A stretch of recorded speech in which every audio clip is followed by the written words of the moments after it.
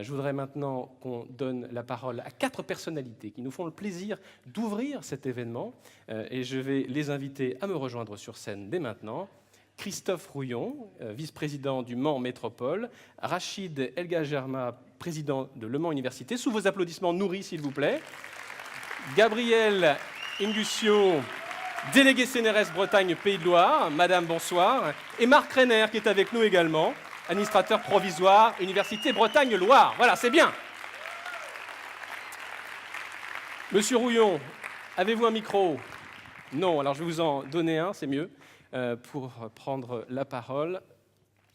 Merci à tous, à vous 4 d'être présents. C'est très impressionnant de parler devant une aussi grande assemblée dans ce théâtre. C'est difficile pour un politique de parler en 180 secondes.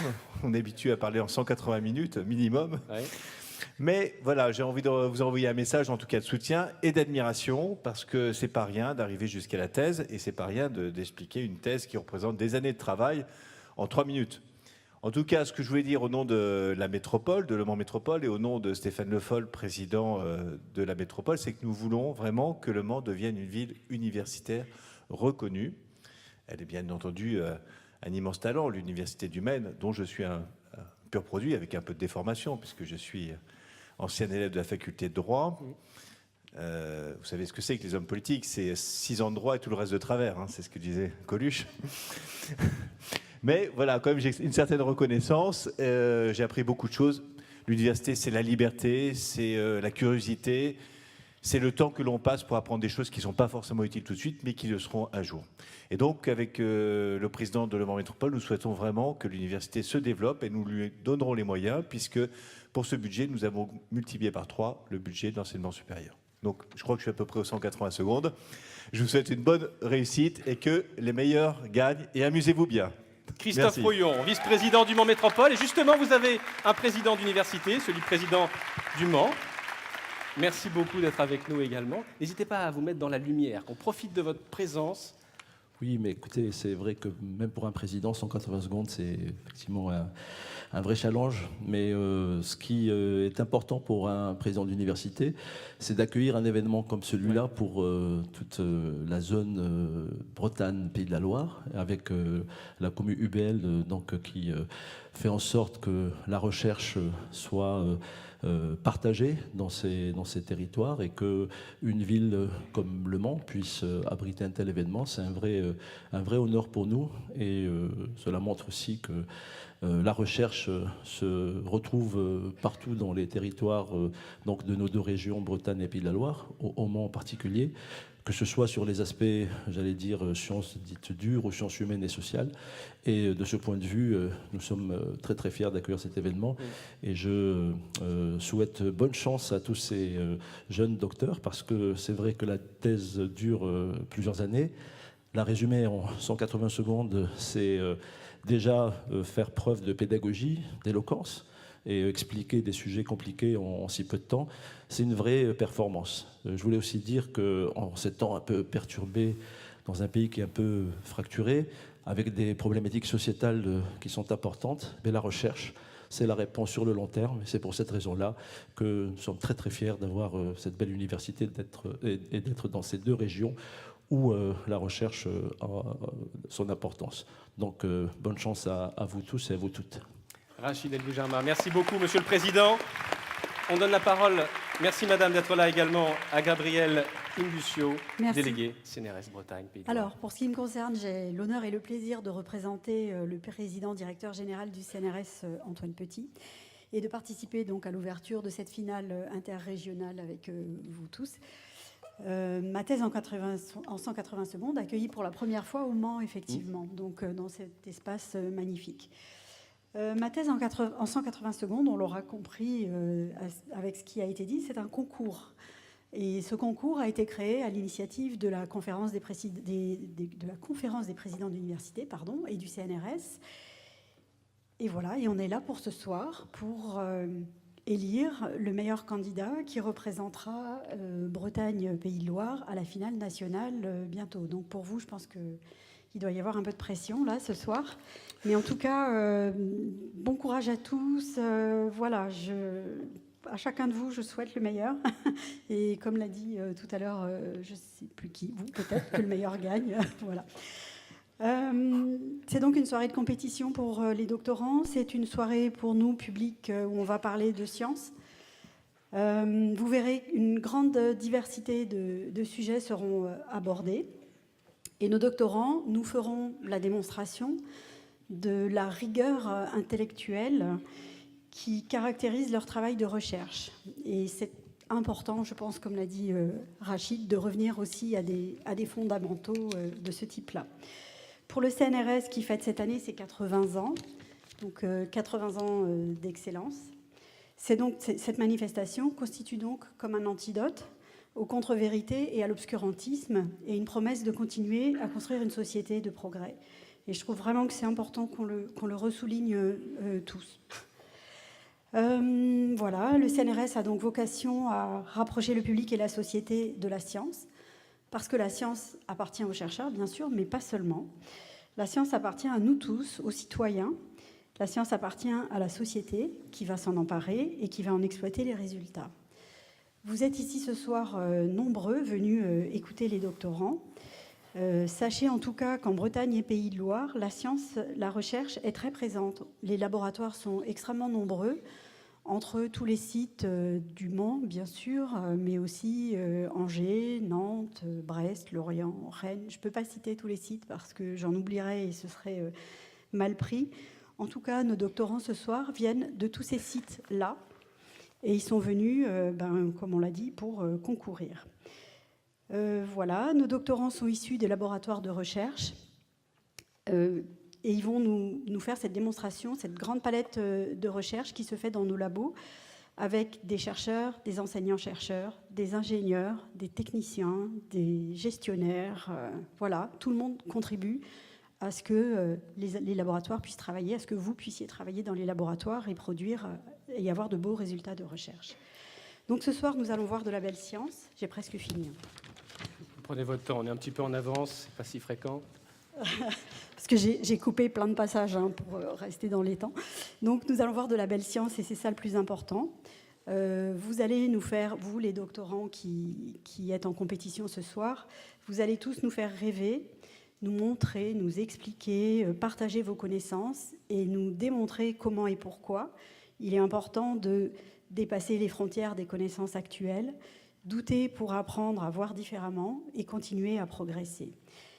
Merci à vous tous et au nom du CNRS, je vous souhaite une soirée belle et passionnante. Bonne soirée à tous et bonne chance à vous tous les candidats. Et merci à vous, madame, pour ces mots. Gabriel Inguscio, donc, merci mille fois. Je vous invite à donner le micro donc maintenant à Marc Reiner, administrateur provisoire, Université Bretagne-Loire. Merci d'être avec nous également. Bonsoir à toutes et à tous. Et merci au CNRS d'être aux côtés de l'Université Bretagne-Loire, comme chaque année, pour organiser cet événement très important pour les doctorants, mais aussi pour le grand public. C'est une véritable chance pour les doctorantes et les doctorants de pouvoir montrer au grand public ce qu'il y a derrière une thèse de doctorat. Cette région, ou ces deux régions en fait, que sont Bretagne et Pays de la Loire, représentent 25 établissements, et c'est au travers de ces 25 établissements que sont préparés ces doctorats qui sont présentés ce soir. Plus de 1000 docteurs par an de diplômés. Il n'y a pas beaucoup d'endroits en France où une communauté diplôme plus de 1000 docteurs par an. C'est partie aussi de cette force de frappe qui est visible ce soir au travers de vous 16 qui nous présentez vos travaux. C'est pas loin de 10% de la production nationale, donc dans des domaines extrêmement variés et nombreux, qui vont de, vous l'avez dit, sciences de l'univers, de la vie, de l'ingénierie, des sciences exactes et appliquées, des sciences humaines, sociales, juridiques. On y retrouve tous les aspects, y compris l'architecture et l'urbanisme. Le doctorat, c'est une porte d'entrée pour l'emploi. Et ça, c'est très important. En France, on ne l'a pas toujours compris. Et aujourd'hui, de plus en plus, on le mesure, on le visualise. 60% des docteurs diplômés travaillent dans le public, c'est vrai, notamment dans le domaine de l'éducation, de l'enseignement supérieur et de la recherche, mais 40% des diplômés de ce périmètre travaillent dans les entreprises, pour l'économie et pour le développement économique. Et ça, c'est aussi très important. Être doctorant, c'est mener un travail original. Personne avant vous n'a fait cette partie du travail que vous faites. Ça aussi, c'est particulier en termes de formation, dans un contexte de recherche, fondamentale ou appliquée. Préparer une thèse, ce n'est pas faire un méga TP, ce n'est pas juste mener un projet, ce n'est pas faire un stage, c'est tout à fait autre chose. C'est faire un état de l'art de ce qu'ont fait les autres d'abord, la fameuse bibliographie qu'on fait d'ailleurs tout au long de ces recherches. C'est ensuite se confronter à un verrou scientifique à lever et aussi au doute qui va s'installer et à dépasser ce doute. Et c'est là que l'on va vraiment gagner et c'est ça qui va faire le docteur, c'est dépasser des limites, c'est ensuite partager, publier, défendre ses résultats. En anglais, soutenir une thèse, c'est to defend. To defend, le travail, donc c'est défendre. Et auprès de sa communauté scientifique nationale et internationale. Et enfin, c'est sortir grandi de cette expérience pour répondre aux besoins du marché, de l'emploi aussi. Et ce n'est pas donné à tout le monde. C'est le plus haut niveau de formation de l'enseignement supérieur. Et à présent, les 16 candidates et candidats vont vous le prouver. Ils vont nous faire rêver et nous tous et vous tous, vous allez les évaluer. Merci beaucoup, Monsieur Renner, pour ces mots. Ce plaidoyer pour le doctorat, on peut pas en faire de meilleur. Merci beaucoup à vous quatre, Christophe Rouillon, Rachid El Gougerma, Gabriel Ingoussio et Marc Renner, pour ces présentations. Vous pouvez maintenant reprendre vos places pour profiter du spectacle.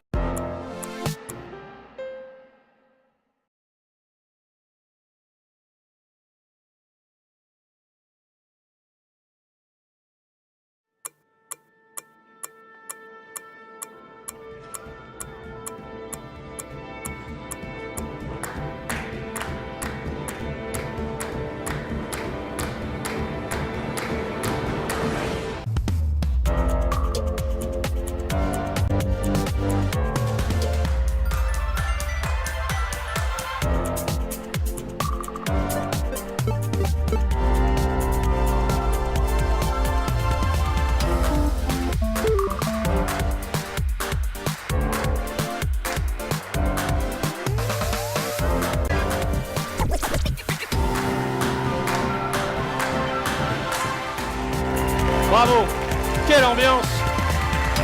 Tout ça improvisé en plus. Bonsoir et bienvenue à cette édition 2019 de ma thèse en 180 secondes, édition Bretagne-Loire. Je suis très heureux de vous accompagner tout au long de cette soirée, placée sous le signe de la science. Je m'appelle Mathieu Rouault, je suis journaliste scientifique et donc je vais entendre avec vous 16 histoires de science. 16 jeunes chercheuses et jeunes chercheurs ont relevé le défi un peu fou de présenter en 180 secondes maximum des thèses, des recherches qui durent plusieurs années. C'est un concours organisé par le Centre national de la recherche scientifique et la conférence des présidents d'universités avec des partenaires comme la MGEN et la CASDEN qu'on salue. Et l'enjeu de cette finale, mesdames et messieurs, c'est tout simplement de savoir qui seront les 2 lauréats qui vont représenter l'Université Bretagne-Loire les 4, 5, 6 avril 2019, là, dans quelques jours, pour porter donc les couleurs de ces universités. Et évidemment, il va y avoir 2 lauréats et donc 2 votes. Le premier vote, c'est vous, chers membres du public qui êtes là. Vous allez avoir la possibilité, à la fin de l'événement, après avoir entendu les 16 jeunes chercheuses et jeunes chercheurs, eh bien, de voter pour celui ou celle qui à votre suffrage. Et puis, il y a aussi un jury composé de 4 personnalités que je voudrais vous présenter tout de suite en les faisant venir sur scène. Mesdames et messieurs, on les accueille, les 4 membres du jury de cette édition. Camille Vautier, doctorante à l'Université de Rennes 1, lauréate de ma thèse en 180 secondes, édition 2018. Bonsoir. Elle était 3e prix national l'année dernière. Marion Guillaumin, bonsoir madame, merci beaucoup. Oui, tout à fait. J'ai dit Camille, que je viens de présenter. Tout va bien. Donc, vous êtes journaliste à Science Ouest. Il y a également à côté de vous Laurent Cariot. Bonsoir, monsieur. Vous êtes directeur de recherche CNRS à l'Institut des matériaux Jean Rouxel. Ça nous fait très plaisir de vous avoir dans ce jury. Et puis, Claire Chauffour, madame, vous êtes chef des projets au sein du département Innovation et Recherche de la SNCF. Et ça nous fait également très plaisir de vous avoir dans ce jury qui a une mission particulièrement difficile. Donc, bon courage à vous et je vous invite dès maintenant à rejoindre la salle aux côtés de ces candidates et de ces candidats, sous les applaudissements du public, bien sûr. C'est un événement, mesdames et messieurs, qui est retransmis grâce à notre partenaire via LMTV Sarthe. On salue toute l'équipe de via LMTV Sarthe. Et c'est un événement qui est filmé en direct et qui sera rediffusé sur Télénan, TVR, TV Vendée, TBO, TB Sud, TLC, Angers TV. Vous avez peut-être, chers membres du public, une impression de déjà-vu, mais c'est entre nous. Voilà, écoutez, il est temps maintenant, tout simplement d'encourager vivement les 16 jeunes chercheuses et jeunes chercheurs qui sont juste là, dans la lumière. Je vais leur demander de se lever pour qu'on les voie une première fois et applaudir avec moi Rebecca, Chloé, Constance, Mathéo, Jennifer, Marois, Pauline, Maxence, Lorraine, Corentin, Céline, Théo, Arnaud, Marion, Mathie et Estelle. Ils viennent de disciplines différentes, ils viennent d'Angers, de Brest, de Lorient, de Nantes, du Mans, de Rennes. Leurs parcours de recherche, vous allez le voir, sont tout à fait différents, mais ils ont un même goût, une même passion pour le partage des connaissances. Et ça va être un régal de les entendre tout au long de cette soirée. Allez, sans plus attendre, merci à vous, chers candidats. Vous allez pouvoir commencer maintenant à stresser. On va tout de suite passer à la première jeune chercheuse qui a accepté de relever le défi, comme je le disais tout à l'heure, un peu fou, de présenter sa thèse en seulement 3 minutes. Elle vient de Rennes 1 et d'INRIA. Son laboratoire s'appelle Perception, Cognition, Interaction. Sa discipline, c'est l'informatique. Elle est en 2e année de thèse. Elle s'appelle Rebecca Fribourg. Sous vos applaudissements, ici, au Théâtre des Quinconces, première jeune chercheuse à présenter ses travaux.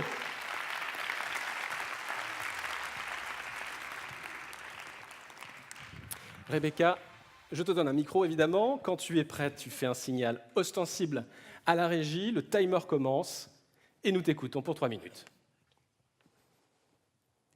La réalité peut-elle être virtuelle? Vous avez 3 heures. Ah non, pardon, 3 minutes. Alors je vous rassure, moi non plus, je ne suis pas sûre de pouvoir répondre à cette question. Mais ce que je peux vous dire, c'est que la réalité virtuelle en tant que telle, ça existe et c'est bluffant. Grâce à des visiocasques, on peut totalement s'immerger dans un monde virtuel et même interagir avec ce dernier. Le problème, c'est qu'avec un casque de réalité virtuelle sur les yeux, on ne voit plus son propre corps. Et interagir, attraper des objets par exemple, sans voir ses bras, c'est compliqué. On va donc chercher à représenter les utilisateurs avec un corps virtuel que l'on appelle avatar. Mais cet avatar, il peut nous ressembler ou non. Et là, ça devient intéressant. En étant incarné dans un corps différent du nôtre, on peut vivre des expériences très marquantes à tel point que cela peut avoir une influence sur notre perception et notre comportement. Par exemple, saviez-vous que si l'on vous incarne dans un corps virtuel ressemblant à Einstein, vous serez plus fort en maths? Mais alors, pour que cela fonctionne, il faut que vous ayez l'impression d'être Einstein et donc que vous vous soyez approprié cet avatar. Mais alors, comment ça marche? Qu'est-ce qui fait qu'un utilisateur va plus ou moins bien accepter son avatar? Cette question, c'est le fil conducteur de ma thèse. Et pour y répondre, j'ai toute une stratégie. Je code des environnements virtuels avec des avatars, je les fais tester à des utilisateurs, et à partir de leurs réponses à des questionnaires, je peux cibler s'ils sont bien rentrés ou non dans la peau de leur avatar. Et ça, c'est très important, car lorsque, par exemple, un chirurgien doit réaliser une opération à distance via son avatar, on veut être sûr qu'il fasse corps au plus près avec ce dernier et qu'il soit donc dans les bonnes conditions pour opérer. Alors dans ce scénario, le chirurgien opère seul, mais on imagine facilement un cas où il pourrait vouloir collaborer. Eh bien, au même titre que l'on collabore dans la vraie vie, on veut pouvoir collaborer en réalité virtuelle. C'est pourquoi, dans la première moitié de ma thèse, je me suis intéressée aux environnements virtuels partagés. Et notamment, dans ma dernière expérience, j'ai poussé la collaboration encore plus loin. J'ai mis 2 utilisateurs dans le même avatar. Et ce que j'ai découvert, c'est que lorsqu'un utilisateur voit ses bras virtuels bouger, alors que c'est l'autre utilisateur qui les contrôle, il peut quand même avoir l'impression d'être à l'origine du mouvement. Et ça, c'est très intéressant pour de la formation à des gestes techniques ou à de la rééducation motrice. Du coup, En travaillant dans ma thèse sur la perception des avatars, c'est un travail en amont qui trouve ses applications aussi bien dans la psychologie, comme on a vu avec Einstein, que dans la médecine ou la formation. Alors, c'est vrai, je ne sais pas si la réalité peut être virtuelle, mais ce qui est sûr, c'est que moi, je ne suis pas virtuelle, et mes recherches et leurs applications, elles sont bien réelles. Rebecca Fribourg, mesdames et messieurs. Première lauréate, première candidate. N'anticipons pas. Comment est-ce que ta thèse est-elle financée? Un petit mot là-dessus. C'est vrai qu'on n'en parle pas souvent du financement des thèses, mais là, ça peut être intéressant. Alors, elle est à moitié financée par le laboratoire INRIA, donc, auquel je travaille à Rennes, et à moitié par la région Bretagne. Tu as une passion, tu en as plein, la recherche bien sûr, mais aussi le goût pour la communication scientifique. J'aimerais que tu nous dises un tout petit mot là-dessus. Je crois qu'il y a un événement qui s'appelle Science et Musique sur lequel j'aimerais qu'on fasse un petit coup de projecteur rapide, dont tu t'occupes. Oui, j'en serais ravie. Alors, je suis responsable du pôle communication cette année, de cet événement, mais j'ai été donc, les années précédentes bénévole. Je participais donc un peu sur le terrain à cette journée. C'est une journée qui donc cherche à partager au grand public la recherche, les sciences, et notamment sur la thématique des sciences et de la musique. Et qui se déroule où? À Rennes, donc au Diapason, donc c'est sur le campus de Beaulieu. C'est en octobre, je n'ai pas la date exacte pour cette année, mais on a un site web, jsm.irisa.fr. Oh, belle communication, effectivement. Allez, ça commence. Et c'est vraiment super. C'est pour tous les âges et sur la thématique sciences et musique, mais c'est assez varié. Il y a des ateliers, des conférences et des concerts à la fin, donc vraiment, il faut venir. Eh bien, merci de nous avoir partagé cette passion. On va regarder ça de très très près. Et on te remercie une fois de plus, Rebecca, d'avoir été des nôtres pour cette première intervention ici au Théâtre des Quinconces, au Mans, pour cette finale. Si vous nous rejoignez sur les réseaux sociaux, sur YouTube en particulier, bienvenue.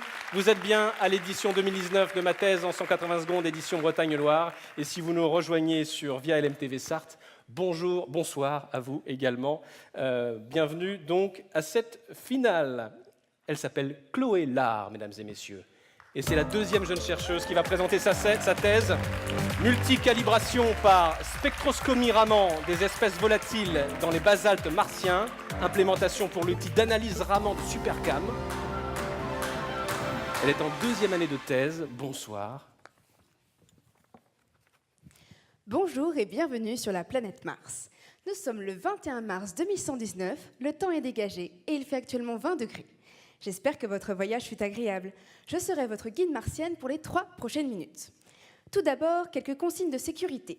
Assurez-vous de bien positionner vos masques à oxygène et de prendre votre bouteille d'eau. Car ici, l'air est irrespirable et le sol complètement sec. Mais cela ne fut pas toujours le cas. Saviez-vous qu'il y a cela des milliards d'années, les lacs étaient présents grâce à un effet de serre comme sur Terre? Attention, vous mettez les pieds, monsieur!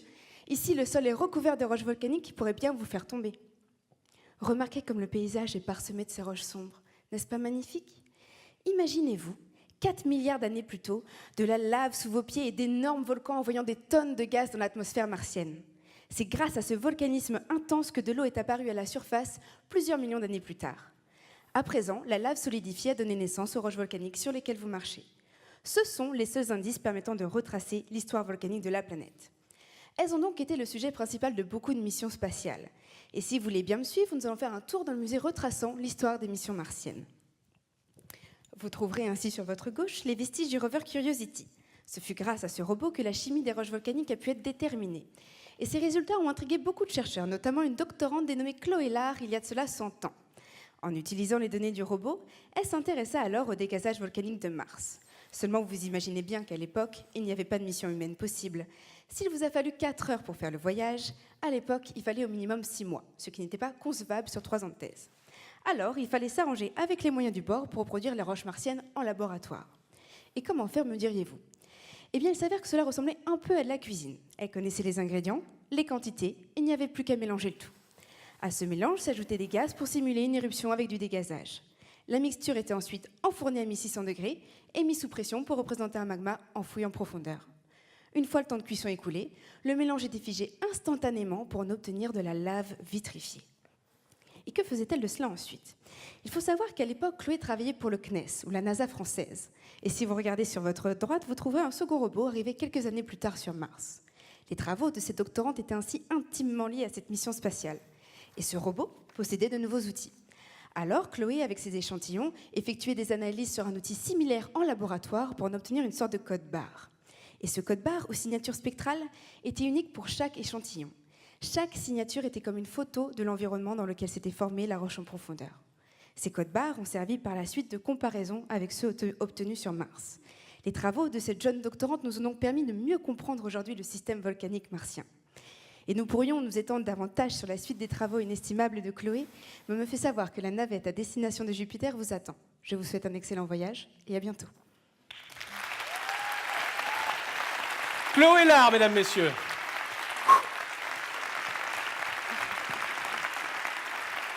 C'est mieux quand c'est fini. C'est mieux quand c'est fini. Le laboratoire s'appelle Laboratoire de planétologie et géodynamique. C'est ça. Un petit mot à ce sujet.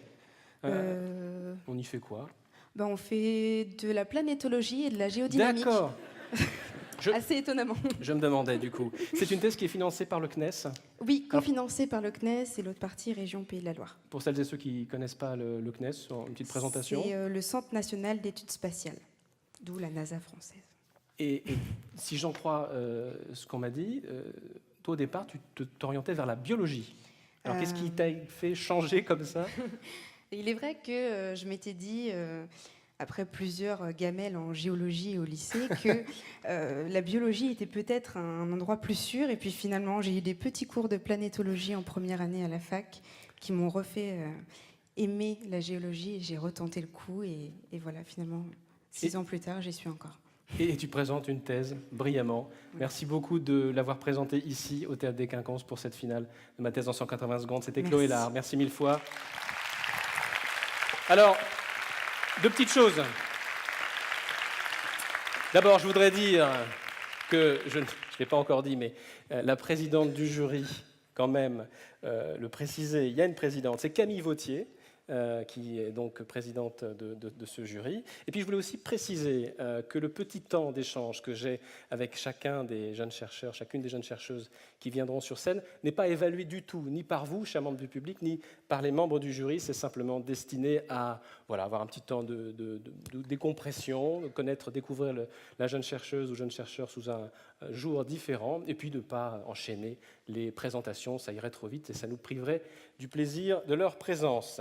La 3e jeune chercheuse qui nous rejoint sur scène maintenant est également doctorante en 2e année de thèse. Elle vient du même laboratoire que Chloé, qui s'est exprimée à l'instant, mais ne fait pas exactement dans le même département. Son laboratoire, c'est le laboratoire bioindicateurs actuels et fossiles. Sa thèse s'intitule « Écologie des foraminifères benthiques, interactions biologiques et géochimiques ». Mesdames, Messieurs, on accueille Constance Choquel, ici, sur la scène du Théâtre des Quinconces au Mans.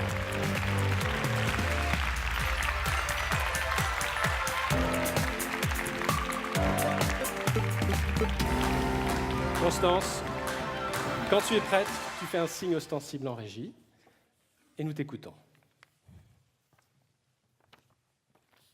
En ce moment, sans vous en rendre compte, vous respirez de l'oxygène et expirez du dioxyde de carbone. Mais ce n'est pas exceptionnel, puisque la majorité des êtres vivants utilisent ce mode de respiration. Pendant mes travaux de thèse, je m'intéresse à de minuscules organismes marins capables de vivre temporairement sans oxygène dans le sédiment, ce sable qui tapisse le fond des mers et des océans. Mais qui sont ces incroyables micro-organismes? Ce sont des foraminifères, comme Nonionella, caricaturé ici par Noni. Ils ressemblent à de petits coquillages, mais ce ne sont ni des animaux, ni des bactéries. L'objectif de la première partie de ma thèse est de comprendre la vie de Noni et son environnement chimique. Noni vit dans un fjord en Suède. Un fjord, c'est une cuvette d'eau de mer entre des montagnes, et en hiver, le tapis roulant des courants marins n'apporte pas suffisamment d'oxygène dans le fond de la cuvette. Ce manque d'oxygène est appelé hypoxie. Et ça, c'est une condition extrême pour la vie. Plusieurs solutions s'offrent alors pour les organismes. Soit ils meurent, soit ils s'enfuient, soit ils s'adaptent. Récemment, des collègues internationaux ont découvert que certains foraminifères, en absence d'oxygène, sont capables de respirer des nitrates et d'expirer de l'azote, comme Noni. C'est ce qu'on appelle la dénitrification. Alors là, vous vous dites, nitrate égale pollution. Pollution, oui, mais pas que. Il ne faut pas oublier que les nitrates sont avant tout une molécule essentielle à la vie marine et à la vie végétale. Vous comprenez? C'est simple. Pas de nitrates, pas de plancton, pas de son-vichoton. Et bien, une fois que l'oxygène a été consommé dans le fond de la cuvette par les bactéries, d'autres molécules se forment. Les nitrates, mais aussi des métaux comme le manganèse et le fer, puis des sulfures. Imaginez-vous une campagne océanographique en Suède en hiver. Alors déjà, il fait nuit, il fait froid, et en plus, ça sent l'œuf pourri à cause des sulfures. Bonjour l'ambiance. Dans le premier article scientifique que je suis en train d'écrire, j'ai réussi à quantifier la respiration de Noni et à cartographier son environnement chimique en 2 dimensions, montrant que Noni, ainsi que ses milliers de frères et sœurs, sont capables de consommer la totalité des nitrates contenus dans le sédiment du fjord, faisant ainsi de Noni une espèce bio-indicatrice d'un milieu riche en nitrates et faible en oxygène. Super. Mais à quoi ça sert de savoir ça, finalement? Eh bien, vous devez savoir que de nos jours, certaines zones de l'océan sont en train de s'appauvrir en oxygène à cause de nos activités humaines. Eh bien, étudier les foraminifères dénitrifiants, dont Noni, permet de suivre sur le long terme l'évolution de ces zones et donne un moyen pour comprendre et prédire les impacts sur le fonctionnement des écosystèmes marins. Mais là, il me faudra plus de 180 secondes pour tout vous raconter. Constance Choquel.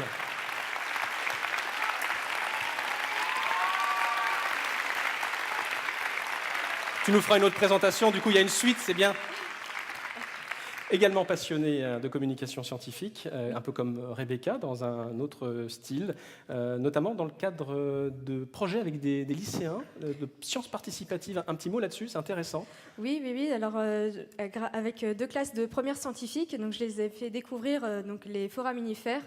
Donc, j'ai été leur faire une conférence dans leur lycée. Je leur ai amené des échantillons. Ils ont travaillé notamment avec leurs professeurs de SVT, avec les microscopes, à voir à quoi ça ressemblait. Et puis, justement, introduire des problématiques environnementales qui peuvent apparaître. Ils ont accroché, ces lycéens? Oui, ils ont accroché, oui. Ouais. Parce que, justement, ça a une opération qui a été faite l'année avant moi et qui a été reproduite cette année encore. Dans la continuité. Dans la continuité, oui. Je crois que tu prépares une bande dessinée aussi. Ouais. Parle-nous de ça pour la Nuit des chercheurs. C'est ça. Alors en fait, pour la Nuit des chercheurs, j'ai créé une bande dessinée qui s'appelle Forum Story. Vous avez d'ailleurs eu ici un exemplaire. Donc j'ai créé sur la diapositive que tu sur as la montrée. diapositive Ouais. donc de Noni, où j'ai personnifié une dizaine de foraminifères. Donc c'est une bande dessinée que je suis en train d'écrire et je fais également un blog. Le lancement, c'est prévu début du mois prochain. Eh ben, on va regarder ça avec Voilà. beaucoup d'intérêt. Constance Choquel était avec nous. Merci beaucoup d'avoir été avec nous pour cette présentation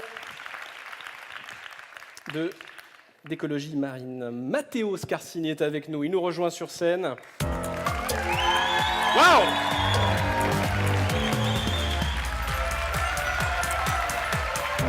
Implication des facteurs de transcription dans la réorientation métabolique chez les diatomées. Merci beaucoup. Tu as des fans dans la salle. Mathéo, tu n'es pas venu seul. Biologie des organismes, c'est ta discipline. Tu viens du Mans, tu es en 2e année de thèse. Ton laboratoire, c'est le laboratoire Mère Molécules Santé. Tu as 3 minutes. Buonasera a tutti. Eh bien, comme vous avez deviné, je viens d'Italie, un pays entouré par la mer. La mer nous a toujours donné beaucoup de richesses que des fois on n'est pas capable de voir, mais c'est dans la mer, comme dans le lac et les rivières qui poussent les micro-algues, des petits organismes unicellulaires photosynthétiques capables de produire des molécules super intéressantes d'un point de vue industriel et pour la santé. De ces molécules, on peut produire des biocarburants, des compléments alimentaires, des plastiques biodégradables, des médicaments. En vrai, on peut manger directement les microalgues. Vous savez qu'il existe des tagliatelle à la microalgue, délicieuses et riches en protéines. La chose fantastique, c'est qu'elles utilisent l'énergie du soleil. Elles avalent du gaz carbonique, vous savez bien, ils polluent. Elles produisent de l'oxygène qu'on respire. Pensez que quand vous respirez, 50% de l'oxygène a été produit par les microalgues. Bah, merci microalgues. Mais tout ce qui brille n'est pas de l'or. En vrai, en conditions naturelles, elles ne produisent pas beaucoup de ces molécules intéressantes. Il faut les mettre mal à l'aise. Enlever certains nutriments.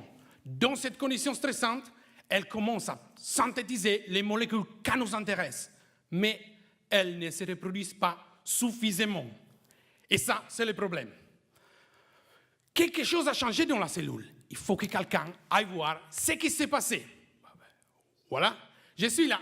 Je suis en train de comprendre comment la cellule va lire les instructions écrites dans son ADN. Quelle chaîne, quelle instruction guide les changements qu'on a dans cette condition stressante. Grâce à notre super pouvoir de biologie moléculaire, on peut couper-coller, ajouter, enlever certaines instructions et voir comment les cellules répondent. De cette façon, on pourra savoir quel gène faut que la cellule produise plus de ces molécules qui nous intéressent et les gènes importants pour la multiplication des cellules. On pourra donc savoir comment contrôler les microalgues, les donner nos instructions, la faire produire les molécules qui nous intéressent et bien se reproduire. Ainsi, les microalgues vont devenir comme des petites usines qui travaillent pour nous et nous aident à rendre le monde plus sain, plus propre, moins pollué, des choses dont on a vraiment besoin aujourd'hui.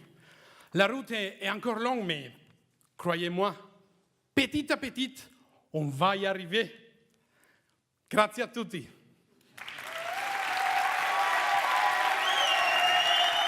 Matteo Scarsini. Il le fait mieux que moi. Quelle pêche, Matteo. En quelle année est-ce que tu es arrivé en France, dis-nous? Je suis arrivé en France le 9 octobre 2017. Et tu parlais français un petit peu? Zéro. Trois choses. Merci, bonjour et une autre chose qu'on ne peut pas dire. Oui, c'est ça. Bon, en tout cas, là, du coup, tu as fait des progrès immenses en termes d'acquisition d'une langue. Là, Oui, j'ai commencé à parler en vrai, en français, septembre 2018. D'accord. Il avait vraiment envie de communiquer, hein, ça s'est senti quand même. Hein. Il faut communiquer. C'est important, la communication. C'est important, la communication. On a vu un super dessin là dans ta diapositive. Oui. C'est toi qui l'as... C'est pas moi, moi j'ai vu l'idée, mais c'est ma copine qui est là, qui l'a fait. Elle est dans la salle, là? Oui, c'est ça. Et où est-ce qu'on peut peut-être la voir? Madame, mademoiselle. Eh ben, on vous salue. Super coup de crayon. Oui. Alors, toi, tu as des liens spécifiques avec l'Italie, parce que je crois savoir que ton grand-père déjà est venu travailler. Oui, il a travaillé 20 ans ici, en France. Il faisait quoi? La recherche Lui, aussi? il était maçon. Il était maçon. Pourquoi vous riez? Parce que j'avais, moi, marqué, il travaillait dans le vin, alors c'est pas les mêmes sources. Il ne travaillait pas dans le vin, oui. il faisait les cuves pour le vin, les gros cuves pour le vin, le carrelage à l'intérieur. D'accord, très bien. Bah, écoute, enfin, en hobby, parce qu'il faut en dire un mot, on voit que tu as du coffre. La musique, est-ce que tu as trouvé moi j'aime la musique. Je suis dans la chorale de l'université, il y a quelqu'un de la chorale. Beaucoup. Oui. Oui.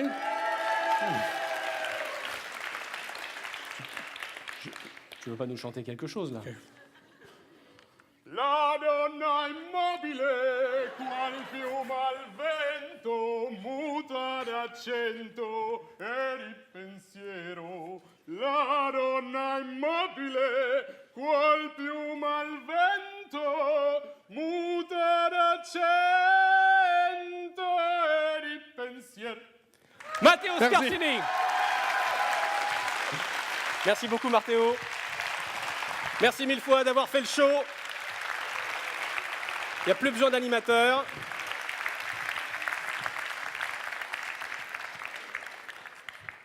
Notre 5e participante vient de Rennes 1. Sa discipline, c'est le traitement du signal. Elle est en 3e année de thèse. Le titre de sa thèse, c'est « Estimation de réseaux néocortico-dysfonctionnels à partir de l'EEG haute résolution. Méthode et application dans les désordres neurologiques ». Je crois qu'on a bien besoin d'une explication que va nous donner tout de suite Jennifer Riscala. Mesdames, Messieurs, sur la scène du Théâtre des Quinconces au Mans pour cette édition 2019 de ma thèse en 180 secondes, édition Université Bretagne-Loire. Jennifer nous rejoint. Voici un micro. Comme pour les autres candidats, tu fais un signe en régie et on t'écoute pour 3 minutes. Anna est arrivée à l'hôpital il y a 2 semaines. Elle était dans le coma suite à un accident, mais aujourd'hui, elle a ouvert les yeux et regarde dans le vide. Elle est éveillée, mais ne semble pas consciente de ce qui se passe autour d'elle. Je lui parle. Est-ce qu'elle m'entend? Les patients sont considérés inconscients s'ils ne réagissent jamais aux ordres qu'on leur donne. Par exemple, serrez ma main, regardez en bas. Mais 41% des patients sont mal diagnostiqués en utilisant seulement ces tests de comportement. On les croit inconscients à tort. Mon but est d'améliorer ce diagnostic en étudiant leur cerveau. Notre cerveau est un réseau de neurones très complexe. Nous parlons de 80 à 100 milliards de neurones, dont chacun établit entre 1000 et 10 000 connexions avec d'autres neurones. Si on compare notre réseau cérébral à un réseau de transport, chaque région cérébrale représente une ville. Les connexions entre ces régions représentent les autoroutes. Les voitures qui circulent sur ces routes représentent la communication électrique entre les régions. Ces signaux électriques qu'on retrouve sur les tracés de l'électroencéphalogramme sont enregistrés en utilisant des bonnets de 256 électrodes placées sur la tête des patients. Puis, avec mes collègues, j'ai développé une méthode de calcul innovante qui nous permet de déterminer la dynamique des réseaux cérébraux en temps réel en étudiant le traitement local et global de l'information dans le cerveau. Je peux donc déterminer les perturbations dans la circulation de l'information entre ces régions. J'ai trouvé que chez les patients inconscients, ce sont des régions dites centrales ou hub qui sont très altérées. Bon, quel est le rôle de ces régions hub? Imaginez qu'il y ait des manifestations et les arrêts de bus centrales ne sont pas desservis. Bon, on aura donc une perturbation majeure dans la circulation de bus et personne ne pourra arriver à sa destination. Ben, c'est le même cas dans le cerveau. Si les régions hub sont altérées, la circulation de l'information est perturbée et n'atteint pas l'espace global du cerveau. Dans ce cas, le patient est inconscient. Je suis donc arrivée à développer un outil très facile à utiliser et qui pourra aider les médecins à mieux diagnostiquer leurs patients. Imaginez alors le soulagement pour la famille d'Anna qui sait maintenant qu'elle les entend.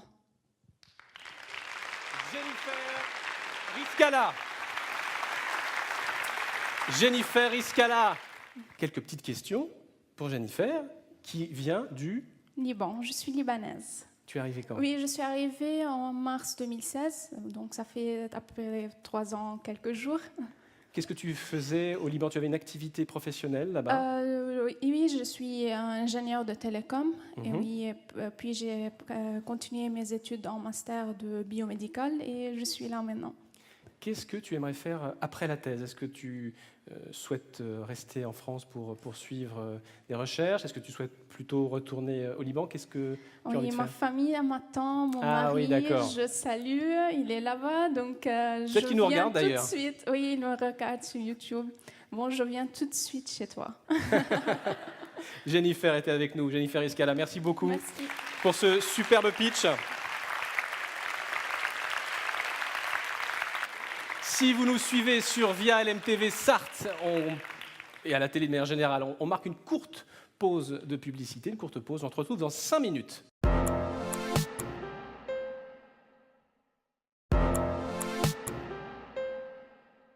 Nous sommes bien au théâtre des Quinconces, au Mans. On y passe un super moment. Et si vous nous rejoignez, si la pause est maintenant terminée, merci à celles et ceux qui nous suivent sur les réseaux sociaux et merci à celles et ceux qui nous suivent à la télévision de continuer à regarder ce spectacle de science, plein de surprises encore, plein de pitchs extraordinaires de jeunes chercheuses et de jeunes chercheurs qui vont présenter leur thèse en 3 minutes. C'est une sacrée gageure. Je voudrais qu'on passe maintenant à une nouvelle jeune chercheuse qui vient de l'École centrale de Nantes, mesdames et messieurs. Elle travaille en architecture matinée de sciences humaines, je le dis comme ça. Elle est en 2e année de thèse. Le titre de sa thèse, c'est « Les nouvelles plages urbaines, le dépaysement comme moteur de transformation et de renouvellement des espaces publics contemporains ». Mesdames et messieurs, merci d'applaudir Marwa Nejari. Elle est là ce soir pour vous. Et nous rejoint donc sur scène Marwa. Prends tes marques quand tu es prête. Voilà. Nous t'écoutons. Vous connaissez sûrement Paris-Plage. Vous y êtes peut-être déjà allé, ou du moins vous en connaissez le principe. Pour ceux qui ne connaissent pas, c'est simple. On installe du sable, des palmiers, des transats, en pleine ville, et hop, tout le monde se déshabille pour faire bronzette, comme à la plage. Eh bien, mon sujet de thèse à moi pointe du doigt un phénomène encore plus surprenant qui prend place dans nos villes. Dans certains espaces publics, souvent au bord de l'eau, les citadins ont tendance à se comporter comme à la plage, alors que le lieu n'est a priori pas aménagé pour. Ce sont ces espaces-là que nous avons appelés les plages urbaines spontanées. L'objectif de ma thèse, c'est de comprendre ce qui, dans la spatialité de ces lieux, influence leur appropriation par les citadins et les pousse à agir de la sorte. Mais avant tout, qu'est-ce qu'un comportement de plage, me direz-vous ? Eh bien, dans un contexte où la ville est de plus en plus stressante et où certaines personnes n'ont pas l'occasion d'aller en vacances, certains lieux suscitent une forme de liberté et permettent aux citadins de cohabiter, de relâcher leur corps et leurs esprits face à l'eau, au soleil, au sol et au vent, et parfois même de dégainer les serviettes et les maillots de bain, tout comme à la plage. Ces attitudes, antagonistes aux attitudes urbaines habituelles, plutôt caractérisées par la rigidité, le contrôle et la retenue, prennent place à Nantes, par exemple, dans plusieurs plages urbaines spontanées, au bord de l'Erdre et de la Loire. Ces plages improvisées traduisent d'une part un rapport différent à l'espace public, où le citadin devient acteur et non uniquement spectateur des usages de sa ville, mais aussi et surtout un rapport inédit au corps, dont une sorte de consensus implicite semble légitimer le dévoilement. Vous avez certainement déjà adopté une partie de ces comportements dans vos villes. Certains de vous sont peut-être allés à l'extrême, mais se sont installés au bord de l'eau avec serviettes, crème solaire et maillot de bain. Et certains en mourraient peut-être d'envie sans oser aller jusqu'au bout. Eh bien, laissez-moi vous dire que ces attitudes ne viennent pas uniquement de vous. Et non, vous n'êtes pas totalement libre. L'espace fait parfois de vous ce qu'il veut. En vous observant, vous m'avez appris, chers citadins, plusieurs choses sur ces endroits pendant mon enquête.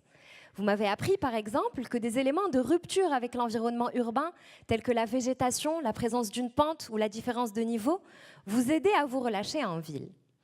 J'ai compris que l'eau vous donnait une sensation d'éloignement, aussi bien symbolique que visuelle, qui vous aidait à vous libérer.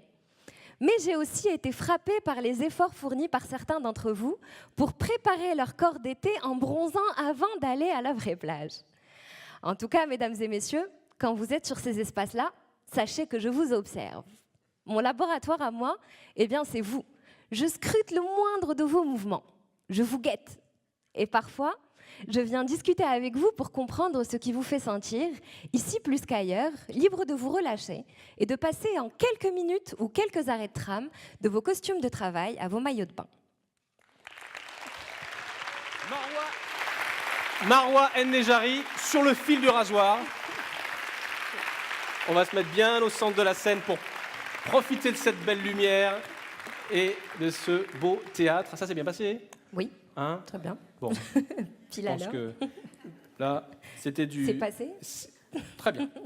Tu as fait une école d'architecture ? Oui. C'était laquelle ? J'ai fait mon école d'architecture au Maroc, à Rabat. Et ensuite, je suis venue à Nantes pour un master recherche qui s'est suivi d'un stage de recherche qui s'est suivi de ma thèse, parce que la recherche m'a intéressée. Qu'est-ce qui fait que la sociologie, comme ça, est venue dans ton parcours de recherche et de formation à l'architecture ? J'ai commencé à m'intéresser à la sociologie à la fin, pendant ma dernière année d'archi. Ouais. Donc mon PFE alliait aussi sociologie et mon projet de fin d'études, pardon, alliait aussi architecture et sociologie. Et ça m'a toujours intrigué ce rapport entre l'espace et les comportements qu'il peut générer. On a bien vu, ouais. Ouais. et voilà, donc j'ai trouvé un sujet qui liait espace et comportement. C'est exactement ce que je voulais. Et voilà, donc je suis contente de faire cette thèse. Et ben nous, on était très contents de t'entendre. Marwa Nejari était avec nous. Merci beaucoup. C'était Merci. C'est un plaisir de t'avoir sur scène pour cette finale de ma thèse en 180 secondes, édition Bretagne-Loire. Si vous nous rejoignez sur YouTube en particulier, bonsoir, bienvenue. Je suis Mathieu Rouault et j'ai le grand plaisir donc d'accompagner l'ensemble de cet événement ici donc qui se déroule au Mans. On passe maintenant à une jeune chercheuse qui s'appelle Pauline Gaulin. Mesdames et messieurs, elle vient de l'université d'Angers. Elle a aussi un fan club. 3e année de thèse en littérature et histoire. Pauline, quand tu es prête, prends ton temps.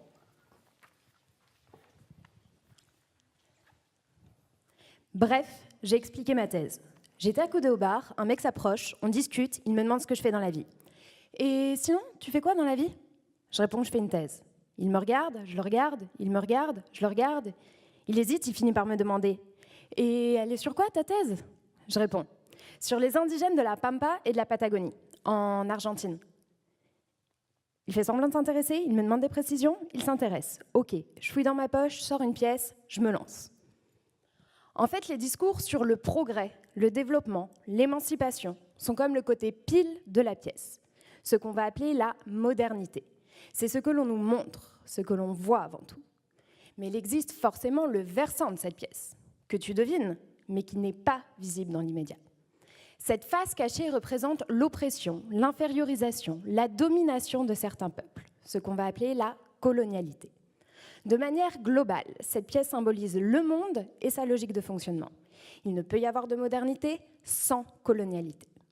À partir de ce fait, moi j'analyse les mécanismes de cette logique double dans le but de comprendre comment la modernité a participé à l'élimination physique de certaines tribus et l'élimination symbolique des autres en Argentine au XIXe siècle. Il m'écoute? Il ne m'écoute pas? S'il m'écoute, je continue. Ensuite, ce qui m'intéresse dans la deuxième partie de ma thèse, ce sont les manifestations textuelles. J'observe comment les œuvres du XIXe siècle qui décrivent les indigènes ont traduit ces deux faces. En fait, j'essaye d'identifier une manière d'écrire moderne coloniale. Des mots, des thèmes, des figures de style, des situations, des histoires racontées, des silences qui reviennent plusieurs fois dans mon corpus et qui sont caractéristiques de cette logique que j'ai définie en première partie. Il fait un geste, j'arrête net, il prend un air perplexe, il me demande pourquoi j'ai choisi de travailler sur ce sujet. Je réponds. J'ai voulu mettre en lumière la modernité et la colonialité de notre monde dans le but de réfléchir sur les conséquences politiques et identitaires engendrées par les discours dits modernes jusqu'à nos jours. Le rapport de l'ONU, effectué en 2012, rappelle que nous n'en avons pas fini avec la violence systématique, la répression et la discrimination dirigées contre les peuples natifs. Le but de ma thèse est finalement de chercher quelques réponses dans le passé pour mieux comprendre la situation actuelle de ces communautés qui luttent toujours 2 siècles après pour faire respecter leurs droits face au gouvernement et aux multinationales. Il me regarde, je le regarde, il me regarde, je le regarde. Il dit « Ah ouais, intéressant. Un autre verre ?» Bref, j'ai essayé d'expliquer ma thèse. Pauline Gaulin. Merci Pauline d'avoir réussi à trouver des mots avec de l'humour sur un sujet qui est, évidemment, vous l'avez compris, très grave et très important. C'est une thèse menée en co-tutelle. Tout à fait. Alors, je suis à l'université d'Angers sous la direction d'Éric Fiesbach en France, et j'ai une direction en Espagne à l'université de Salamanque, où c'est sous une direction d'un historien, puisque c'est une thèse transdisciplinaire, voire non disciplinaire, mais je ne vais pas rentrer dans les détails. Voilà. Et tu vas souvent à Salamanque, du coup L'année prochaine, je pars un an travailler avec ce laboratoire. D'accord, c'est un an que tu restes là-bas voilà. Ensuite C'est au choix. Enfin, voilà, j'ai décidé de partir un an, vraiment m'intégrer à l'équipe qui m'attend là-bas, en Espagne. Et c'est une thèse que, j'allais dire, tu finances toute seule, en fait. Hein.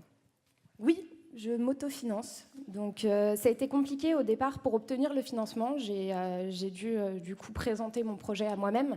C'était vraiment pas évident. Et tu as accepté ou pas? Ensuite, j'ai accepté. Oui, ça s'applaudit, vous pouvez y aller.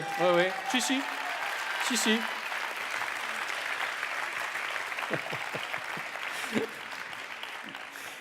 Donc voilà, tu t'es accepté dans ta thèse. Et plus sérieusement, tu travailles où, juste pour savoir? Alors, on a le temps? On va se prendre une petite demi-heure. Moi, quelqu'un veut un café? Je fais des vacations dans un lycée avec des BTS. Je fais des vacations, donc professeur vacataire d'espagnol dans un lycée à l'université d'Angers. Et à côté de ça, je travaille aussi dans un collège, au collège Alain Fournier des Savants. Il doit y en avoir là-bas des collégiens, oui, des collégiennes. Salut, merci d'être là. Voilà. Et j'ai du temps un peu pour ma recherche à côté. Oui. En tout cas, bravo pour cette énergie que tu déploies à mener ces travaux de recherche si importants. C'était Pauline Gaulin qui était avec nous. On l'applaudit une nouvelle fois. Merci Pauline. Et je vous propose de continuer avec un jeune chercheur, un doctorant qui est en 2e année de thèse. Il travaille en mycologie. On change totalement de sujet, là, de discipline, n'est-ce pas?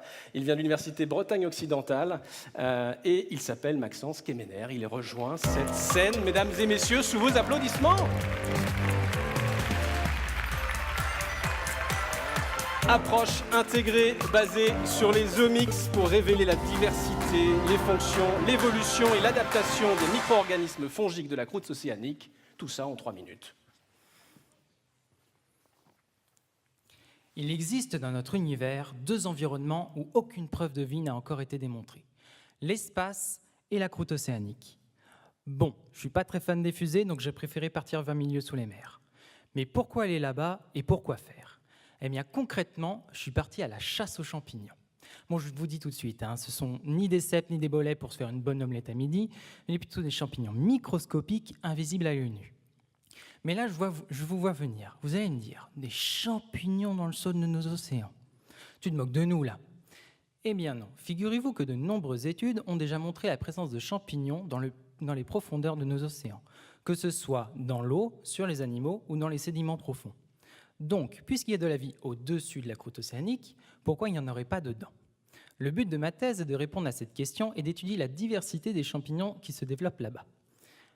Pour cela, mes collègues sont allés prélever une énorme carotte de croûte océanique longue de 780 mètres. Ils l'ont découpée en rondelles et ces rondelles me servent d'échantillon. Mais quand j'ai commencé ma thèse, je me suis dit, mais pourquoi avoir accepté une pareille thèse? Tu dois faire pousser des champignons qui potentiellement n'existent pas. Et même s'ils existent, ils vivent littéralement sous pression, sans lumière et sans trop avoir à manger, ce qui est difficile à reproduire en laboratoire. Donc ce que j'ai fait, c'est que j'ai commencé à paniquer, ensuite j'ai pleuré, et enfin j'ai commencé à faire des recherches sur les conditions de cet environnement, comme la disponibilité en nutriments ou la température. Une fois mes larmes séchées et mes recherches terminées, j'ai non pas enfilé une blouse, mais une toque de cuisine, et j'ai commencé à élaborer différentes soupes, milieux de culture, pour mimer au mieux les conditions naturelles. Par exemple, j'ai ajouté de la croûte océanique et différents sucres pour avoir des soupes croquants gourmands.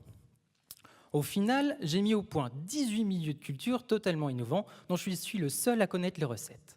Enfin, j'ai déposé mes échantillons sur mes milieux de culture, et j'ai attendu. J'ai attendu. Et magie, mes idées ont eu du génie.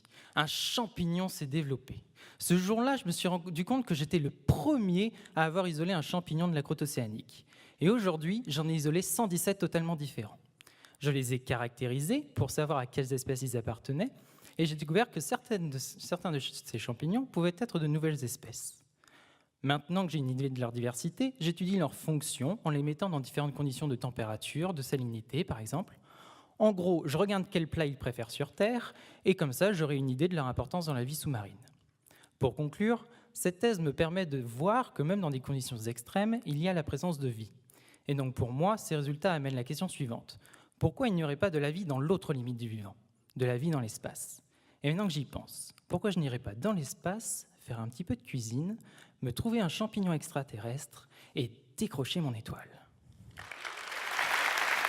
Maxence Quéméner, avec également un pitch extrêmement précis, extrêmement calé. Là, tu étais encore à 180 secondes pile. Tu as mis mon petit cœur à rude épreuve, je peux te le dire. J'ai été très stressé à la fin. En tout cas, bravo pour cette présentation, Maxence. Toi, tu as fait donc tu mènes cette thèse dans un projet international. Ouais, en fait, mon projet est financé par les États-Unis. Et c'est un projet international entre 4 laboratoires à travers le monde, 2 aux États-Unis, un à côté de Boston et un au Texas, et un autre laboratoire en Allemagne. Financé par la National Science Foundation, C'est ça. l'équivalent en France. Équivalent en France de l'ANR, qui sont des centres de financement pour la recherche. Du coup, souvent aux États-Unis, ou c'est J'y vais pas plus- souvent, mais là, en dernière année, j'y vais pour finir les dernières manips pour étudier les champignons. Sympa. Et c'est où aux États-Unis? Au sud de Boston et à 4-5 heures de New York, donc c'est pas trop mal. Un petit mot aussi pour ce goût pour la communication scientifique que tu partages avec d'autres jeunes chercheuses et jeunes chercheurs. Ouais. Je crois que tu as fait une fête de la science. Ouais, j'ai fait la fête de la science pour faire découvrir la science aux plus jeunes, les maternelles, les primaires. Ça va être un public difficile, ça aussi. Oui, ça bouge beaucoup. Les enfants. Et ça touche à tout, donc c'est compliqué de les gérer. Ouais. Et ça pose souvent des questions très, très précises et pertinentes. Oui, finalement. oui, parfois. Souvent décontenancé. Merci Maxence d'avoir été avec nous. Merci. Pour présenter ton travail de recherche. Merci à toi. Merci beaucoup. Notre 9e candidate vient de l'université de Nantes. Elle travaille en histoire. Elle est en 2e année. Elle s'appelle Lorraine Stravins. Mesdames et messieurs, elle nous rejoint sur scène. L'émergence des gouvernements locaux et régionaux dans les politiques nationales et européennes d'aide au développement depuis 1980, c'est le titre de sa thèse. Bonsoir Lorraine.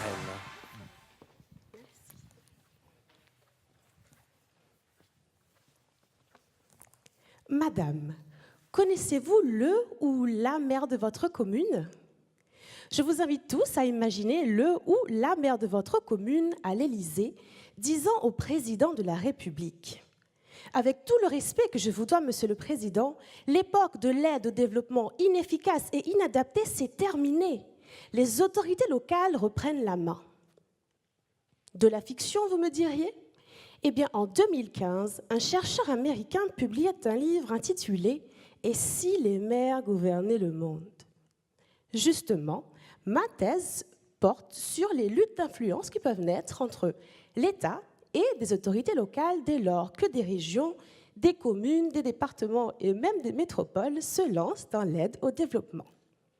Je m'intéresse plus spécifiquement aux autorités locales du Grand Ouest français, parce que, en fin de compte, elles sont particulièrement actives en la matière. Et j'ai la tâche de déterminer si l'internationalisation de ces acteurs locaux aurait quelque peu perturbé le monopole classique de l'État dans les domaines tels que l'aide au développement. Vous vous demandez peut-être, mais qu'est-ce que ça change, que ce soit l'État ou les autorités locales qui agissent? Eh bien, permettez-moi une petite analogie. C'est un peu comme le pâté et le foie gras. Je vous explique. Il faut imaginer la scène internationale comme un bloc de foie gras. Et selon les théories majoritaires des relations internationales, ce bloc serait composé d'un ingrédient unique et soi-disant raffiné, l'État. Ne serait-ce qu'insinuer qu'une autorité locale serait légitime pour questionner une politique internationale de l'État, ce serait l'équivalent du mauvais goût, comme confondre le pâté et le foie gras. Pourtant, depuis le début des années 1980, des autorités locales mènent des actions d'aide au développement.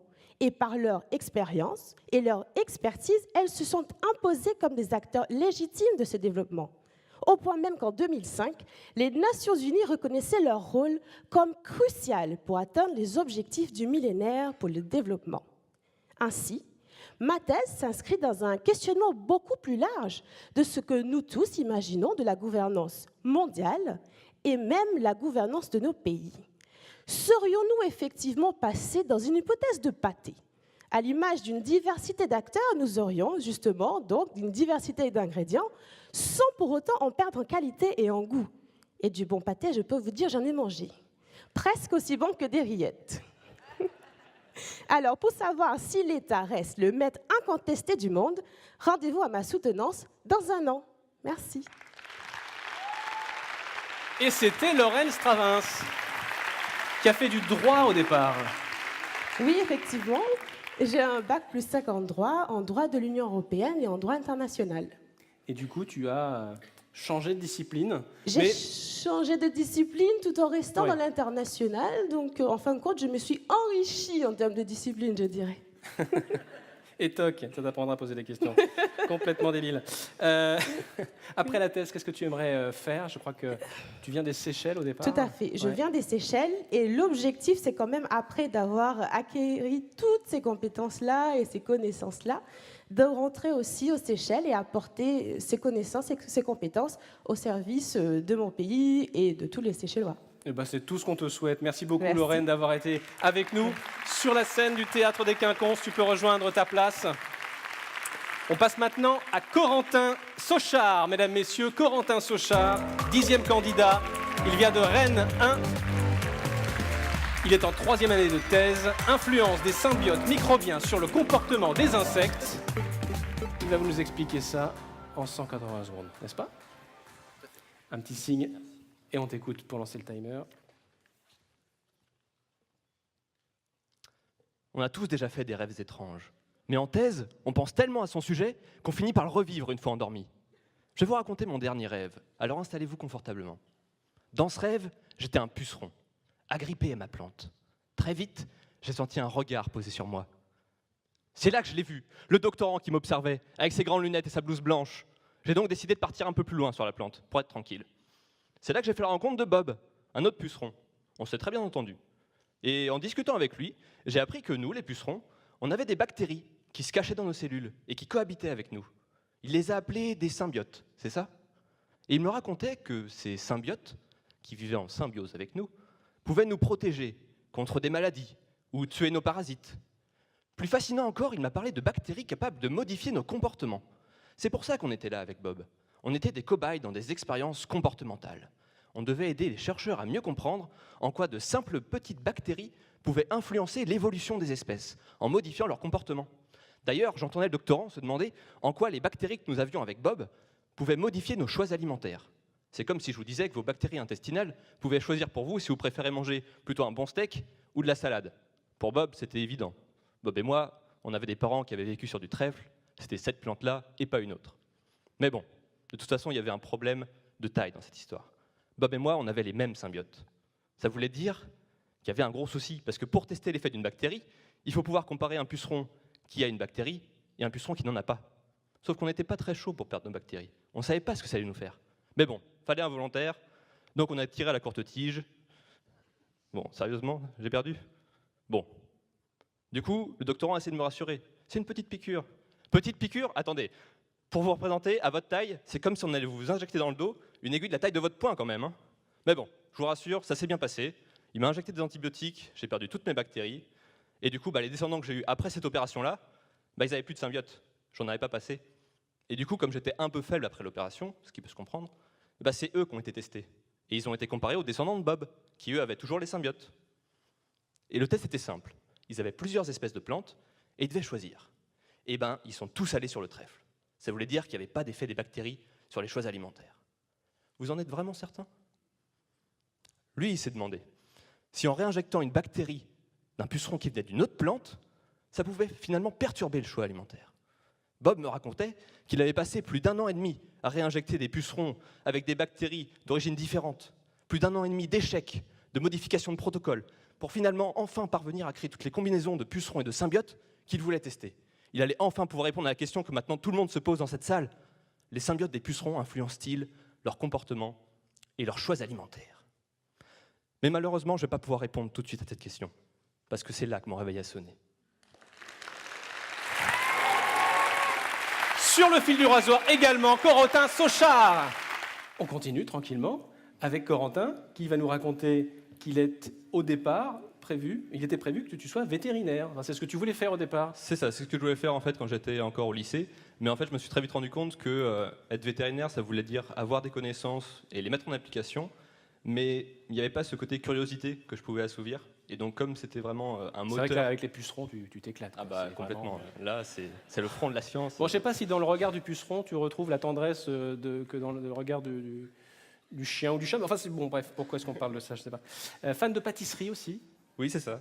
Hein, d'ailleurs, je ne l'ai pas dit à chaque fois, mais il y a vraiment beaucoup de candidats qui aiment la pâtisserie. C'est intéressant. Et du coup, Du coup, tous les doctorants qui sont aussi dans mon unité sont très contents que je me sois mis à la pâtisserie. C'est quoi ton gâteau préféré? Le Paris-Brest. Le Paris-Brest. Bah oui, tu m'étonnes. Donc c'est Corentin Sauchard qui était avec nous, on l'applaudit une fois de plus. Merci beaucoup Corentin. Si vous nous regardez depuis votre écran de télévision, on marque une courte pause.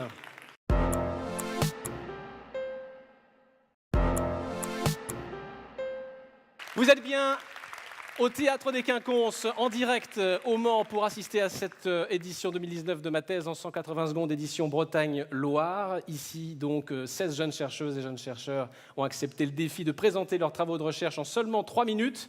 On a été un petit peu dérangé par quelqu'un qui s'appelle Anatole. Pardon si vous allumez votre télévision et vous tombez sur cet homme. Je ne sais pas qui c'est, je ne le connais pas. Il m'a fait un peu peur. En revanche, elle ne me fait pas du tout peur, j'ai très hâte de l'entendre, parce qu'elle va nous parler d'un sujet de thèse un peu technique forcément, facteur déterminant, la qualité germinative des semences de fenouil. Elle vient de l'université d'Angers, elle fait une thèse, elle est en 2e année d'une thèse de biologie, d'agronomie. Elle s'appelle Céline Lefort, mesdames, messieurs. Céline Lefort.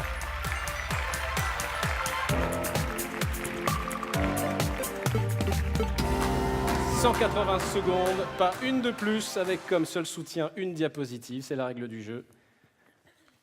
Nous t'écoutons. J'ai une question pour vous, ce soir, public. Si je vous dis 9 mois, vous pensez à? Ah, génial. Mais maintenant, si je vous dis 6 semaines, ça ne vous parle pas. Eh bien, pourtant, je parle de la même chose, mais dans ma spécialité, le fenouil. Et oui, je suis gynécologue pour fenouil. Bon, ok. Mais j'ai la chance d'accompagner et de comprendre tous ces plus beaux moments d'émotion pour papa et maman fenouil, la naissance de leur joli bébé fenouil. Le plus beau métier du monde. Malheureusement, tout n'est pas si rose. Pour une entreprise semencière, la production de semences a pour but d'être vendue auprès des maraîchers, puis ces maraîchers de vendre ces légumes auprès de vous, consommateurs. Mais si ces semences ne germent pas, le maraîcher ne peut pas vendre de légumes à vous. Aujourd'hui, les maternités de fenouil font un constat sans appel. Un phénomène, mais non expliqué, ces dernières années, montre que les semences de fenouil ont des germinations variables. Parce que c'est un peu comme pas de bras, pas de chocolat, pas de germination, pas de fenouil. Ouais. Alors, dans ma thèse, je dois donc expliquer quels sont les facteurs qui déterminent la qualité germinative des semences de fenouil. En d'autres termes, qu'est-ce qui fait que maman fenouil produit des semences d'apparence en bonne santé, mais qui ne veulent pas germer? Avec le laboratoire et l'entreprise, j'étudie ce qu'il se passe pendant la grossesse de maman fenouil, c'est-à-dire dès le début de la fécondation de sa jolie fleur à la naissance. Pour cela, maman fenouil vient me voir chaque semaine, comme vous pouvez le voir ici, pour ses visites de contrôle, où j'effectue de nombreuses mesures par tomographie, l'équivalent de l'échographie, qui me permettent de comprendre l'activité embryonnaire mise en place pendant la grossesse. Tenez, vous le saviez, vous, qu'un bébé humain acquiert des compétences sensorielles dès le 4e mois? Eh bien moi, j'essaye de comprendre quand bébé fenouil acquiert la capacité à germer. Bon, comme tous les bons praticiens de mon genre, on ne va pas se le cacher, je m'interroge également sur l'hygiène de vie de mes futures mamans fenouil. Vous savez, les conditions stressantes à éviter comme le tabac ou l'alcool qui pourraient nuire au futur bébé. Eh bien moi, je m'interroge sur quelles sont les conditions stressantes de l'environnement qui pourraient impacter le bébé fenouil. L'ensemble de ces résultats me permettrait de prédire des bons conseils à mes patientes si particulières, mais également de prédire ou de prévoir des malformations de croissance du fenouil. Mais aujourd'hui, ce qu'il faut retenir, c'est que mes résultats serviront à obtenir des semences de haute qualité, tout en produisant au plus juste, en respectant l'environnement et l'homme. Mais surtout pour vous ce soir, ce qu'il faut retenir, c'est de sauver le fenouil de demain dans notre assiette. Céline Lefort, sauver le fenouil.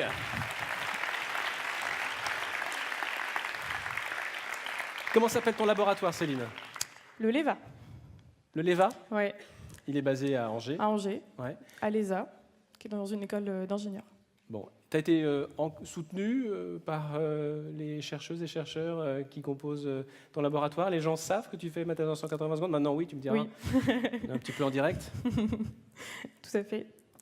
Oui, Oui, j'ai quelques personnes du laboratoire qui sont là. Qui sont là? Eh ben, on leur fait un petit coucou. Où sont-ils? Ils sont vraiment là? Oui, ah, j'ai eu peur. Gros vent. Bonsoir, mesdames, merci d'être avec nous. Alors, c'est une thèse qui est menée... Alors, ce n'est pas une thèse CIFRE, c'est une thèse menée dans des industriels. Ouais, un contrat industriel. Donc, c'est une thèse qui est payée à 100% par une entreprise qui s'appelle Bejo, donc qui est une entreprise semencière dans les semences potagères. D'accord. Et après la thèse, qu'est-ce que tu aimerais faire? Après la thèse... Tu as le droit de changer d'avis, hein, tu es en 2e année, donc pas de pression. Je sais que ce n'est pas une question qu'adorent les Non, jeunes j'aimerais bien chercheurs rester et les dans jeunes ce domaine de recherche, Ouais. sur les semences potagères notamment, et plutôt en R&D en entreprise privée. Bon.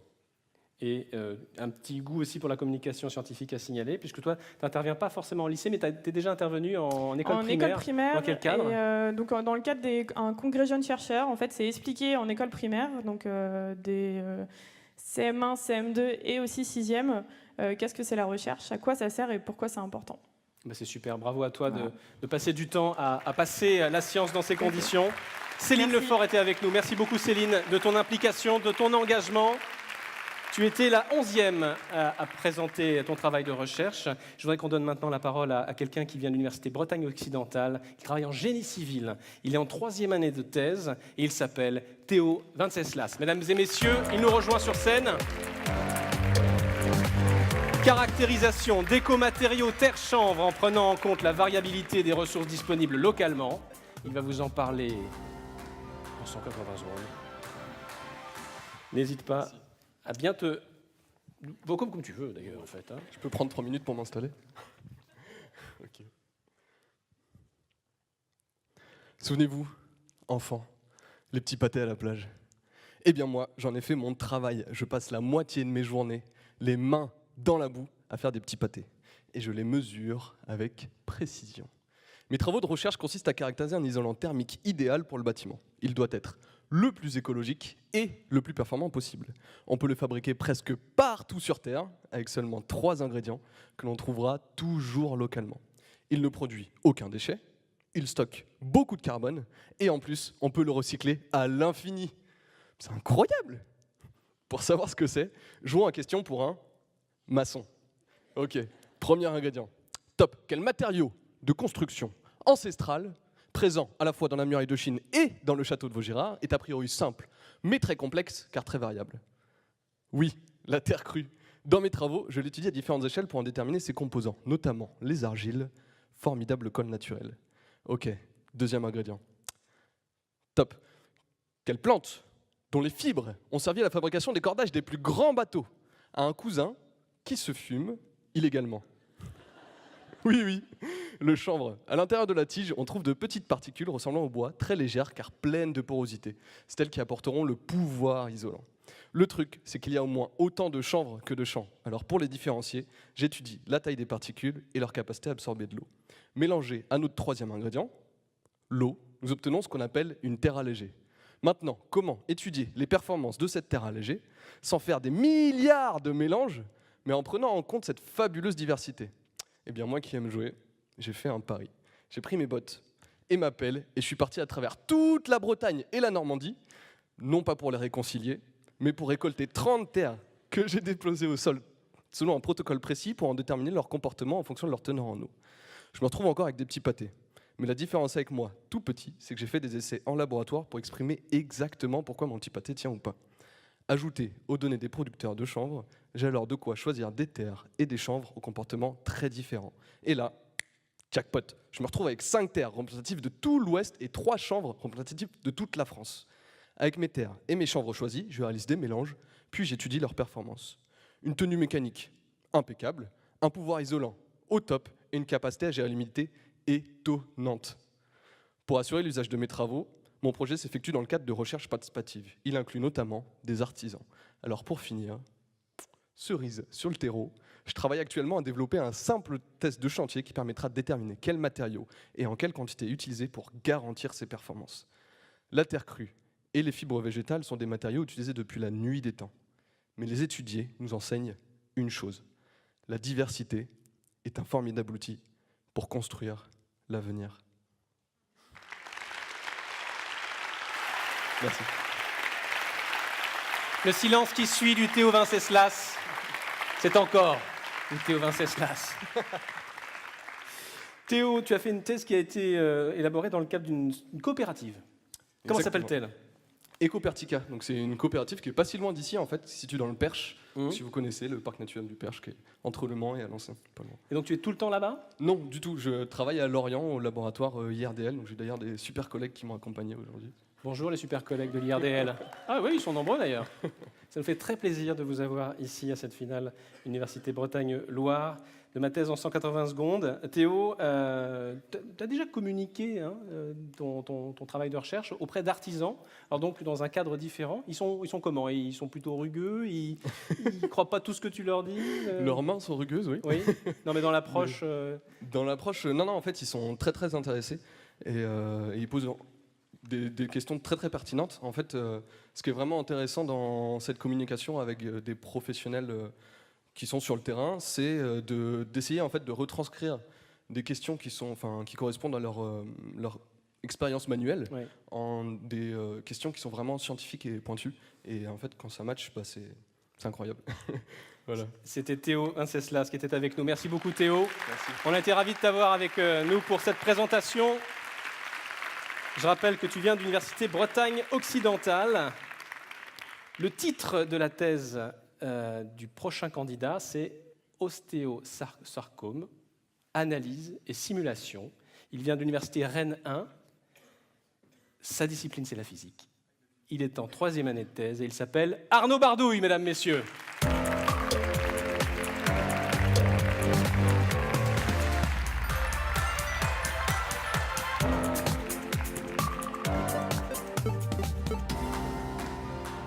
Arnaud, quand tu es prêt, un signal et on t'écoute. Bonjour, je suis physicien et je travaille sur l'étude d'un cancer de l'os. Alors vous allez me demander, pourquoi moi, un physicien, je viens mettre mon nez comme ça dans les affaires de la médecine? Eh bien c'est justement pour apporter une nouvelle approche et de nouveaux moyens d'analyse. Et pourquoi est-ce que je m'intéresse à un cancer de l'os, l'ostéosarcome? Parce qu'il génère de l'os. Et c'est un matériau que moi, en tant que physicien, je sais étudier. Alors ce cancer de l'os, il va toucher principalement les adolescents, les jeunes adultes et les personnes âgées, avec un taux de mortalité d'environ 40%. Alors je vous rassure tout de suite, c'est une personne sur 1 million. Toujours est-il qu'il va transformer l'os sur lequel il se forme en une espèce de mousse qui va chercher à envahir le reste du corps. C'est cette mousse d'os que j'étudie. Et au-delà d'étudier un cancer avec de la physique, je vais innover plus avant en m'intéressant aux premiers jours de développement. C'est quelque chose qui est très peu étudié par les spécialistes, car ils ne sont pratiquement jamais détectés à ce stade-là. Mais eux qui cherchent à le guérir, moi je ne vais pas chercher à le guérir. Je ne le peux pas. Mais à comprendre comment il se forme et se développe pour donner des outils pour stopper son développement. Alors pour vous donner une comparaison, l'os c'est un petit peu comme un bâtiment en construction. Il a ses ouvriers spécifiques qui suivent des plans précis avec toujours les mêmes matériaux, toujours assemblés de la même manière. Ce cancer de l'os, c'est un désastre architectural. C'est ouvert aux 4 vents. On n'est même pas sûr que le ciment n'ait pas été remplacé par de la farine. Il se pose alors 2 questions. La première, c'est quel est le matériau? A-t-on affaire à de l'os ou à de la contrefaçon? Et la deuxième, c'est quelle est la structure? Travaille-t-on suivant de nouveaux plans ou complètement au pif? Alors pour le matériau de ma mousse d'os, j'ai pris mes échantillons et je leur ai fait des tas de toutes petites radios pour essayer de déterminer la composition. Et j'ai trouvé de l'os. Mais l'équivalent de la mauvaise marque de ciment. Pour la structure, c'est plus dur. C'est comme d'essayer de retrouver les plans de construction d'un immeuble après coup, rien qu'en l'observant. Alors d'une part, j'ai mis au point un programme de simulation sur ordinateur qui va chercher à reproduire la propagation de ce cancer et de sa mousse d'os, rien qu'avec des règles d'assemblage simples. Et de l'autre, j'ai mis au point des programmes d'analyse de structure que je vais appliquer aussi bien à mes résultats de simulation qu'à mes échantillons. Si les deux me donnent le même résultat, Bingo! On a les formules et on sait où couper le développement. Mais tout ça n'en est encore qu'au début. Et mon travail, c'est de développer ces programmes à coups de tests, d'analyses, d'erreurs, pour faire coller ensemble réalité et simulation, et qu'un jour ensemble, nous puissions vaincre ce cancer de l'os.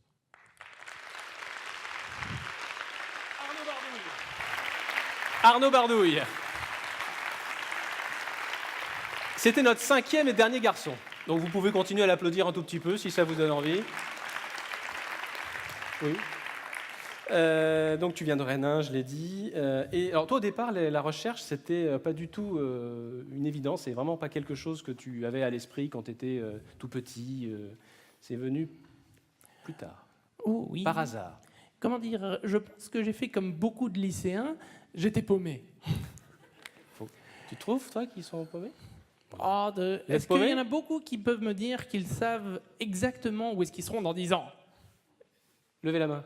Les lycéens qui... Non, bah non, t'as raison. Non, voilà. On manque peut-être de lycéens aussi dans la salle. Il y en a 4. Je pense qu'on peut faire des bonnes stats avec ça. Je suis pas scientifique, représentatif. Pour les stats... Et donc, comme toi, comment c'est venu pour toi, la thèse et la recherche? Organiquement, on pourrait dire de licence en master. En master en licence? Non. Non, de master en master. Il y a eu un creux de 2 ans pendant lequel j'ai pas réussi à trouver le job que je voulais avec le master que j'avais effectué. J'ai rempilé. Et après, quitte à tout prendre, la recherche. C'est un objectif merveilleux. J'aime bien comme tu dis, la recherche. C'est vraiment, on sent le... Mais quelque part, c'est quelque chose de merveilleux. On apporte vraiment son petit caillou plutôt à l'édifice de l'humanité. Tant que c'est pas paumé. Et qu'on réussit quelque chose. Arnaud Bardouille, mesdames et messieurs, était avec nous. Merci beaucoup pour cette présentation. On passe à la 14e candidate. Elle a dû attendre 13 personnes avant. Et elle s'appelle Marion Letellier, mesdames et messieurs. Elle fait une thèse en langue vivante. Elle vient de l'université de Nantes. Elle est en 3e année de thèse. Le monde et autres ailleurs, réfléchir pour traduire, analyse littéraire et traductologique d'un recueil de nouvelles de Janet Winterson.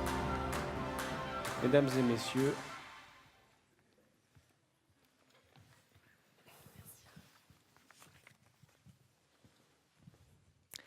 c'est l'histoire d'un petit sorcier qui va à l'école de magie de Port-Véru.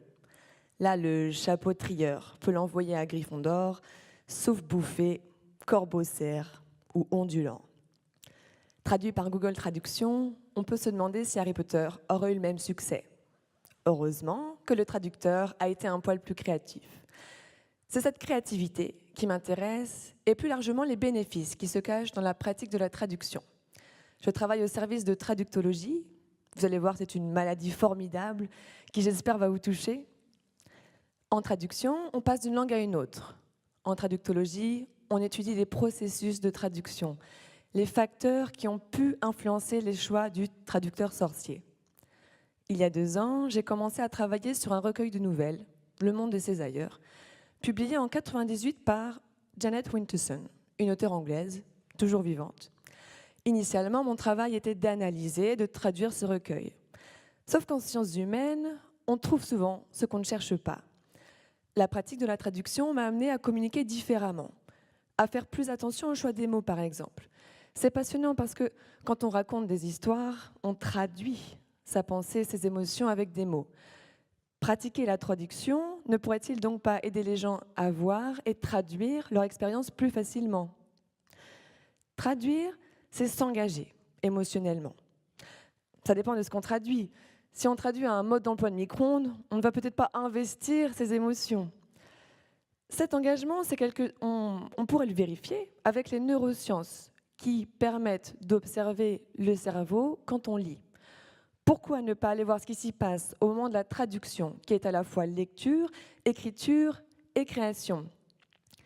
En articulant la traduction avec d'autres domaines comme la psychologie, les sciences cognitives, mon but est de révéler un potentiel de la traduction sous-estimé jusqu'ici. C'est un risque libérateur, la traduction. C'est faire un pas vers l'étranger, vers ce qui est étranger en nous, le comprendre et le communiquer. Alors comment amène-t-on les gens à s'engager en traduction?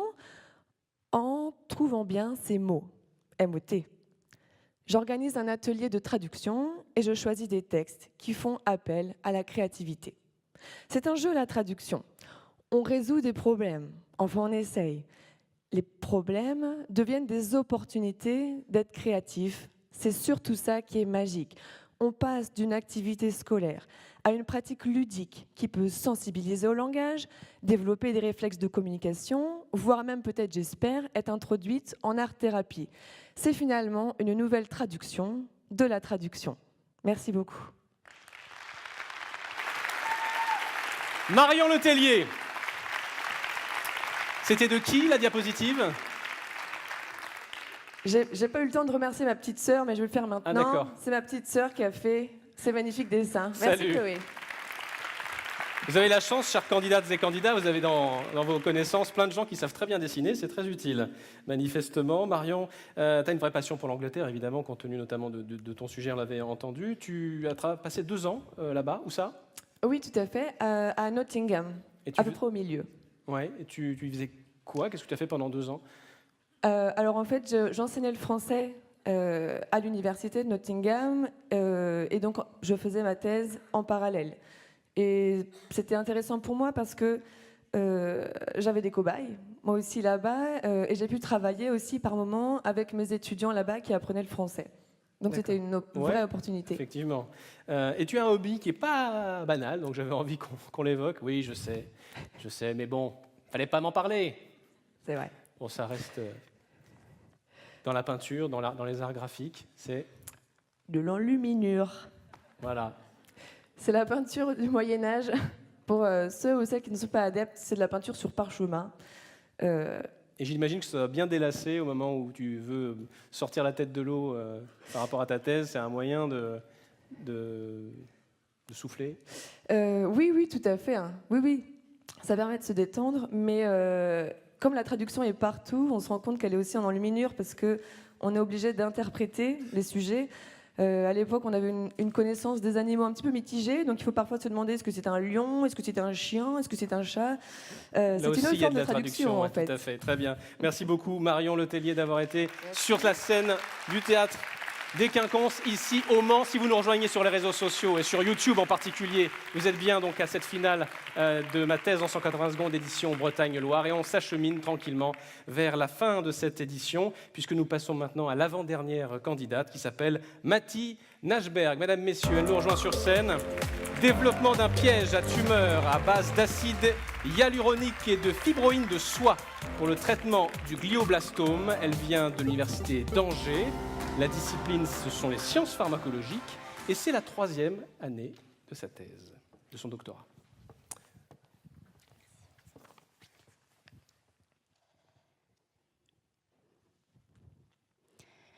J'ai une très mauvaise nouvelle. Votre maison est infestée de souris. Elles sont partout. Alors, qu'allez-vous faire? Allez-vous, à l'image du dessin animé Tom et Jerry, par rage, détruire toute votre maison?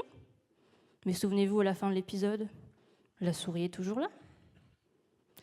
Ou allez-vous plutôt cibler chacune des souris et les éliminer les unes après les autres? Mais certaines souris vous échapperont toujours. Alors sûrement, vous penserez à aller acheter un piège à souris. Mais serait-il possible d'appliquer ce simple raisonnement à la lutte contre le cancer? Lorsque la chimiothérapie, qui casse tout sur son passage, et la thérapie ciblée ne fonctionnent pas, ne pourrions-nous pas utiliser un piège à tumeur? Le but de ma thèse, c'est de transformer cette idée en réalité. Ma souris, c'est le glioblastome, un cancer du cerveau particulièrement agressif que ni la chirurgie, ni la radiothérapie, ni la chimiothérapie ne peuvent éliminer complètement. La première étape a été d'élaborer la structure de ce piège. Nous voulions qu'il soit camouflé. Il doit donc ressembler au maximum au cerveau. J'ai donc utilisé sa composante principale, l'acide hyaluronique. Vous savez, ce composé que l'on retrouve partout dans les crèmes cosmétiques. Le problème, c'est qu'il se dégrade vite. Et il faut qu'il reste suffisamment longtemps dans le cerveau pour laisser aux cellules le temps de migrer dans le piège. Je l'ai donc mélangé à de la fibroïne de soie, produit par les vers à soie, Et je les ai utilisées pour créer une micro-éponge, c'est-à-dire un matériau gonflé d'eau avec des pores permettant aux cellules cancéreuses d'y pénétrer. La deuxième étape, dans l'élaboration d'un piège, c'est bien sûr d'identifier un appât. Des études ont montré que les cellules de glioblastome responsables de la réapparition du cancer après traitement sont attirées par une protéine appelée SDF1. J'ai donc chargé mon éponge de ce petit fromage à glioblastome. L'idée est d'implanter cette éponge dans la cavité laissée par le chirurgien après qu'il ait retiré le maximum de la tumeur. Notre piège attirerait alors les cellules infiltrées dans le cerveau que le chirurgien ne peut pas retirer. Il reste beaucoup à faire pour que ce piège soit fonctionnel, et nous ne savons pas encore aujourd'hui ce qui sera le plus efficace pour éliminer les cellules capturées. Mais peut-être qu'un jour, grâce à lui, on pourra enfin dire « J'ai une très bonne nouvelle. Vous n'avez plus de souris dans votre maison. »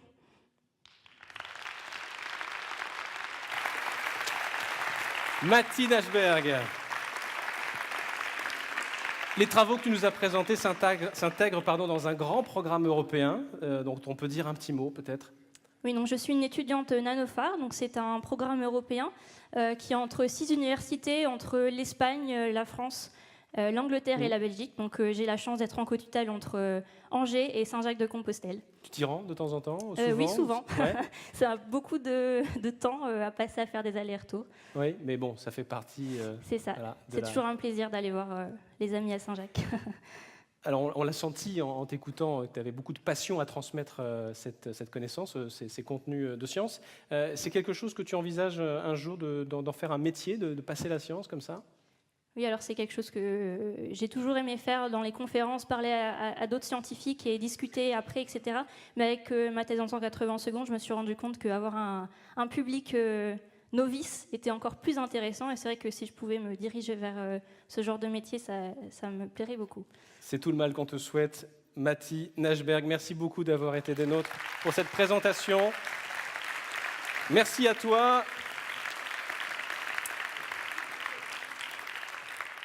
Mesdames et messieurs, nous allons maintenant écouter la dernière jeune chercheuse qui va nous présenter ses travaux de recherche. Elle s'appelle Estelle Postic, mesdames et messieurs. On l'applaudit très fort, on l'encourage vraiment très fort.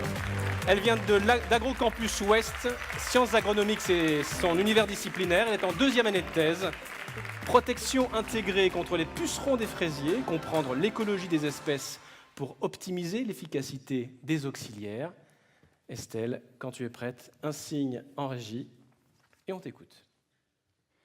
On a parfois l'impression que la recherche explore des sujets un peu étranges. Quelle idée, par exemple, d'étudier les petites habitudes des insectes? Oui, mais si c'est pour déguster encore plus de savoureuses fraises au printemps, qu'en dites-vous? Si, comme moi, vous aimez les fraises, sachez que les pucerons aussi. Enfin, surtout la sève des fraisiers, qu'ils boivent goulûment jusqu'à affaiblir les plantes. Pour ne pas utiliser de pesticides, les agriculteurs se sont tournés vers des insectes ennemis des pucerons, que l'on appelle parasitoïdes. Ce sont de minuscules bestioles qui se glissent furtivement dans les colonies de pucerons et pondent leurs œufs dans de malheureuses victimes. Un bébé parasitoïde se développe alors dans chaque puceron, le dévore de l'intérieur et finit par le tuer. Si vous n'avez pas vu le film Alien, voilà à quoi ça peut ressembler. Bon, la différence, c'est que mes parasitoïdes jouent le rôle des gentils. Bon, bah voilà, on n'a qu'à lâcher plein de parasitoïdes pour protéger nos fraises. Sauf qu'en fait, on a beau lâcher des milliers de bestioles, les pucerons continuent à proliférer. Alors, mon but, c'est de comprendre pourquoi ces parasitoïdes ne jouent pas leur rôle. Et là, je suis bien contente que des chercheurs aient consacré leur carrière à étudier la biologie des pucerons. En effet, ils ont montré en laboratoire que certains pucerons étaient porteurs de bactéries, capables de les protéger contre leurs ennemis. Et donc voilà, moi pour ma thèse, je veux savoir s'il se passe la même chose avec les pucerons qui s'attaquent aux fraisiers. Donc quand le printemps arrive, je passe en mode chasseur Pokémon et je pars à la chasse aux pucerons chez des producteurs de fraises dans toute la France. Là où il y a des fraises, aucun puceron ne m'échappe. De retour au laboratoire, je mets en place un élevage de pucerons et je recherche les bactéries qui pourraient potentiellement les protéger contre nos parasitoïdes. Donc pour cela, j'extrais leur ADN et je regarde si de l'ADN bactérien se cache dans les insectes. Ensuite, j'organise un combat puceron contre parasitoïdes dans une boîte de pétri et je compte les pucerons parasités. Je fais cela pour des pucerons qui portent des bactéries et des pucerons qui n'en portent pas. Au final, j'ai montré qu'une espèce de puceron était fortement protégée par des bactéries. Donc la prochaine étape, c'est de voir s'il est possible d'élever des super parasitoïdes capables de contourner la résistance due à ces bactéries.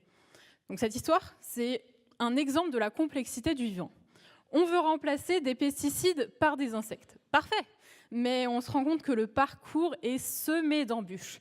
Et donc c'est pour cela que l'on a besoin de chercheurs comme moi, avec un pied dans la théorie et un pied dans la pratique, même s'ils travaillent sur des sujets aussi surprenants que des bactéries de pucerons.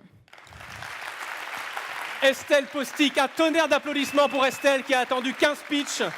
Bravo. Et c'était super intéressant. Bravo Estelle. C'est une thèse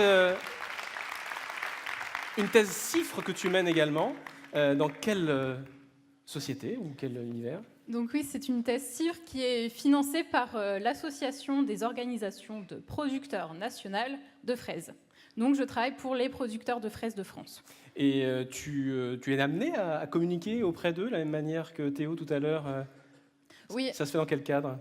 Ça se fait dans le cadre de réunions techniques avec des producteurs, des techniciens, des assemblées générales de mon entreprise. Et donc, ça me permet de voir les attentes des producteurs, de moi leur transmettre ce que je suis en train de faire, de voir si ça correspond avec leurs attentes.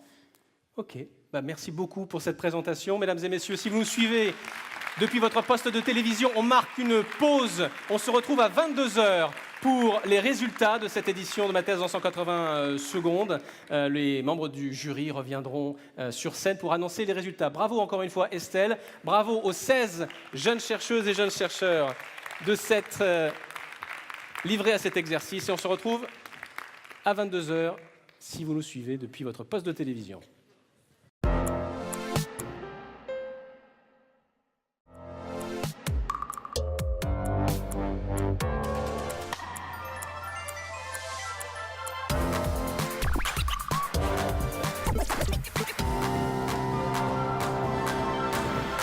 On applaudit les 16 jeunes chercheuses qui sont derrière moi, qui vont reprendre leur place dès maintenant. Mesdames et messieurs, vous pouvez reprendre vos places, chères candidates et candidats, Rebecca, Chloé, Constance, Mathéo, Jennifer, Marois, Pauline.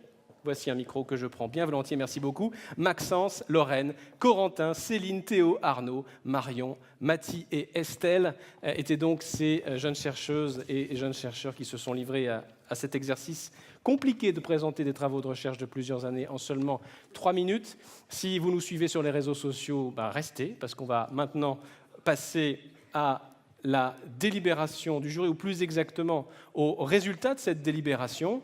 Je rappelle qu'il y a 2 lauréats qui seront envoyés en finale, en demi-finale, les 4, 5, 6 avril 2019. Ce sera à Paris. Et c'est de ces 2 lauréats dont il est question maintenant. On va pour cela demander aux membres du jury de nous rejoindre. Ils sont là, chers membres du jury. Si vous voulez bien me rejoindre sur scène, merci à vous. On peut les applaudir. Voilà, présidé par Camille Vautier. Camille, un micro. Alors, on va faire les choses dans l'ordre. D'abord, avant de passer à la remise du prix du public, puis dans un second temps à la remise du prix du jury, je voudrais un petit mot de la présidente que tu es cette année sur cette édition et sur les délibérations. Ont-elles été en particulier compliquées ou bien un choix s'est-il dégagé relativement facilement ? Alors au début, quand on est arrivé dans la salle de délibération, on s'est dit « Oh là là !» Ça va être vraiment dur parce qu'il y avait vraiment un sacré niveau pour beaucoup de présentations. Ouais. Et puis en discutant, on est arrivé sur un consensus qui s'est, je dirais, imposé en fait, à nous 4. Okay. Le consensus, ce qui ne veut pas dire que C'était la seule présentation qu'on a trouvée excellente, mais il y a eu ce Mais il faut consensus choisir. qui s'est formé. Alors, je ne l'ai pas dit, mais je peux le dire maintenant, on verra ce qu'il en sera dans quelques instants. Il se trouve que si le prix du public est aussi le prix du jury, alors le deuxième lauréat à aller en demi-finale sera le deuxième prix du jury. Mais trêve de détails, je voudrais donner la parole maintenant à celui qui nous fait le plaisir de représenter la MGEN ce soir, c'est Jean-Luc Roquin, qui nous rejoint sur scène, qui est juste là, pardon. On l'applaudit également. Il est donc ici pour remettre un prix. Monsieur Roquin, ça nous fait très plaisir de vous avoir. Venez, approchez-vous. Un petit mot d'abord sur la MGN et puis sur les prix avec lesquels vous venez et dont je n'ai pas dit mot. Je vous ai laissé cette primeur. C'est comme vous le souhaitez. Alors. Allez-y, prenez votre temps. Alors bonsoir à toutes et à tous. Alors les régions MGN, Pays de la Loire et Bretagne sont très heureuses de participer à ce bel événement.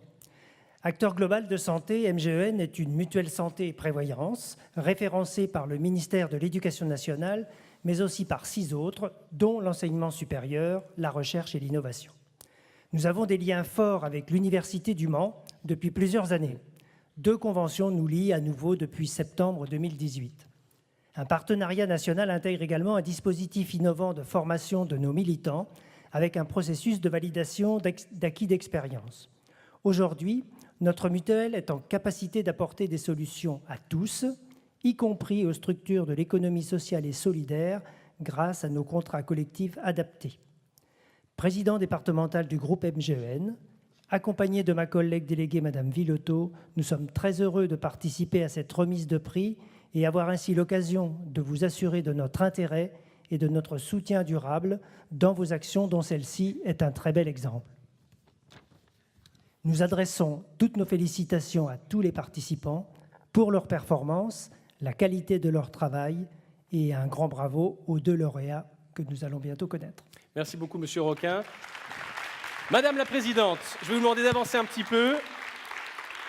Pour être bien dans la lumière, on va vous redonner un micro. Camille. Merci. Le prix du public de cette édition 2019 du concours de communication scientifique. Ma thèse en 180 secondes, édition Université Bretagne-Loire. Le prix du public est remis à Matteo Scarsini. Matteo Scarsini nous rejoint sur scène. Bravo Matteo.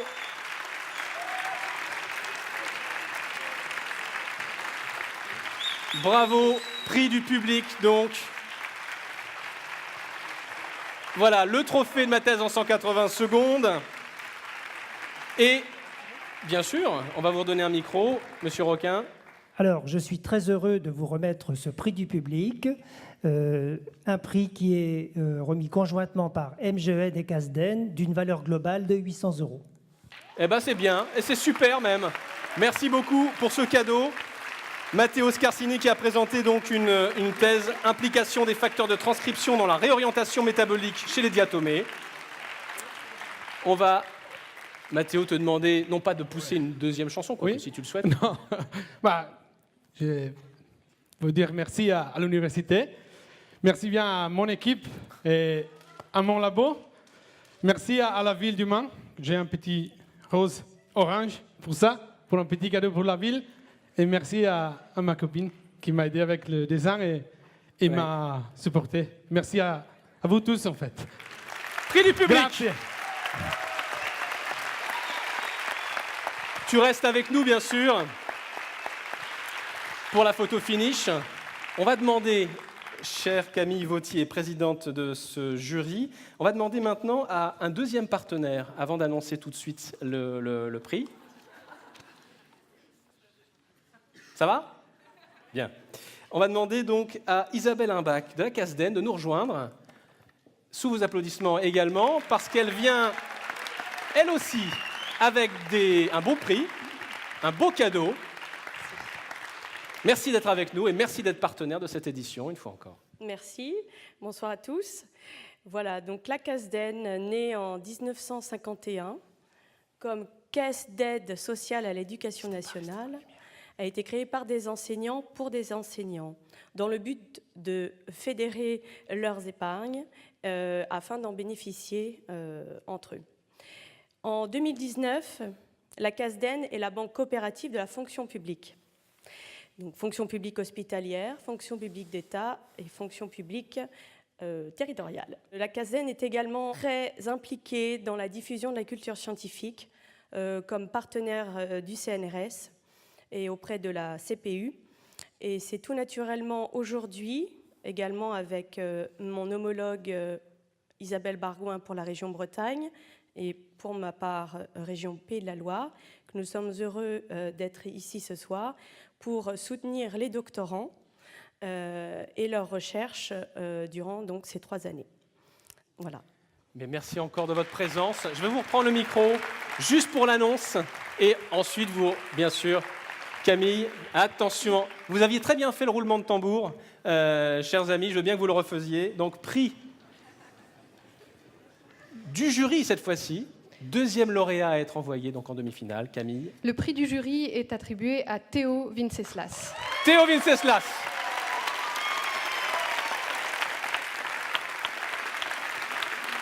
On applaudit très fort Théo, qui vient de l'Université de Bretagne occidentale, une thèse en génie civil, je vous le rappelle. Bravo Théo. Il prend son trophée des mains de Madame Chauffour, quand même. Et puis bien sûr, ce prix offert par la MGEN, merci 1000 fois. C'est aussi le moment de prendre plein de photos, évidemment. Vous aviez peut-être quelque chose à ajouter ? Évidemment, la CASDEN est un établissement bancaire qui accompagne les fonctionnaires pour l'épargne et le crédit et que nous nous adossons au groupe Banque Populaire pour diffuser et développer l'information. Et nous félicitons donc Théo qui est de l'Université Bretagne Sud. J'ai dit quelque chose de différent ? Bien, un petit mot quand même. Théo, une petite réaction, si tu arrives à... Et ben, du coup, comme, c'est marrant parce que Mathéo et Théo, voilà. Mais du coup, comme lui, je vais remercier tous les gens présents, tous ceux qui nous regardent à distance aussi. Il y a de la famille qui me regarde à distance, donc je leur fais un coucou de loin. Tous les collègues qui sont présents aussi. Et tous de l'Université Bretagne Sud notamment. Mes collègues doctorants. Voilà, un grand merci à tous encore. Et je suis surpris, très agréablement surpris, et content de continuer cette aventure. Merci. Et ben voilà, c'était les mots de conclusion. Tu peux garder le micro. Matteo Scarsini, Théo Vinceslas sont les 2 lauréats que vous avez choisis, que le jury a choisi pour représenter l'Université Bretagne-Loire début avril. Merci à toutes et à tous que vous ayez suivi cet événement ici en direct dans ce théâtre des Quinconces ou depuis votre écran de télévision ou depuis votre écran d'ordinateur via YouTube. Merci à toutes et à tous d'avoir suivi cet événement. Je voudrais terminer en remerciant bien sûr l'ensemble de l'équipe technique du théâtre des Quinconces qui a fait un super travail. Merci à la MGEN, à la CASDEN. Merci au Centre national de la recherche scientifique, à la conférence des présidents d'université pour l'organisation de ce super moment. Un grand merci bien sûr à l'ensemble des établissements membres de l'Université Bretagne-Loire. Une mention spéciale à Johanna Robic et à Valérie Deborde. Merci pour leur confiance et pour le travail énorme fourni pour l'organisation de cet événement. Ainsi s'achève cette édition. On va pouvoir maintenant passer aux photos et, comme on dit, on rend l'antenne. À très bientôt. Merci à toutes et à tous d'avoir suivi cet événement.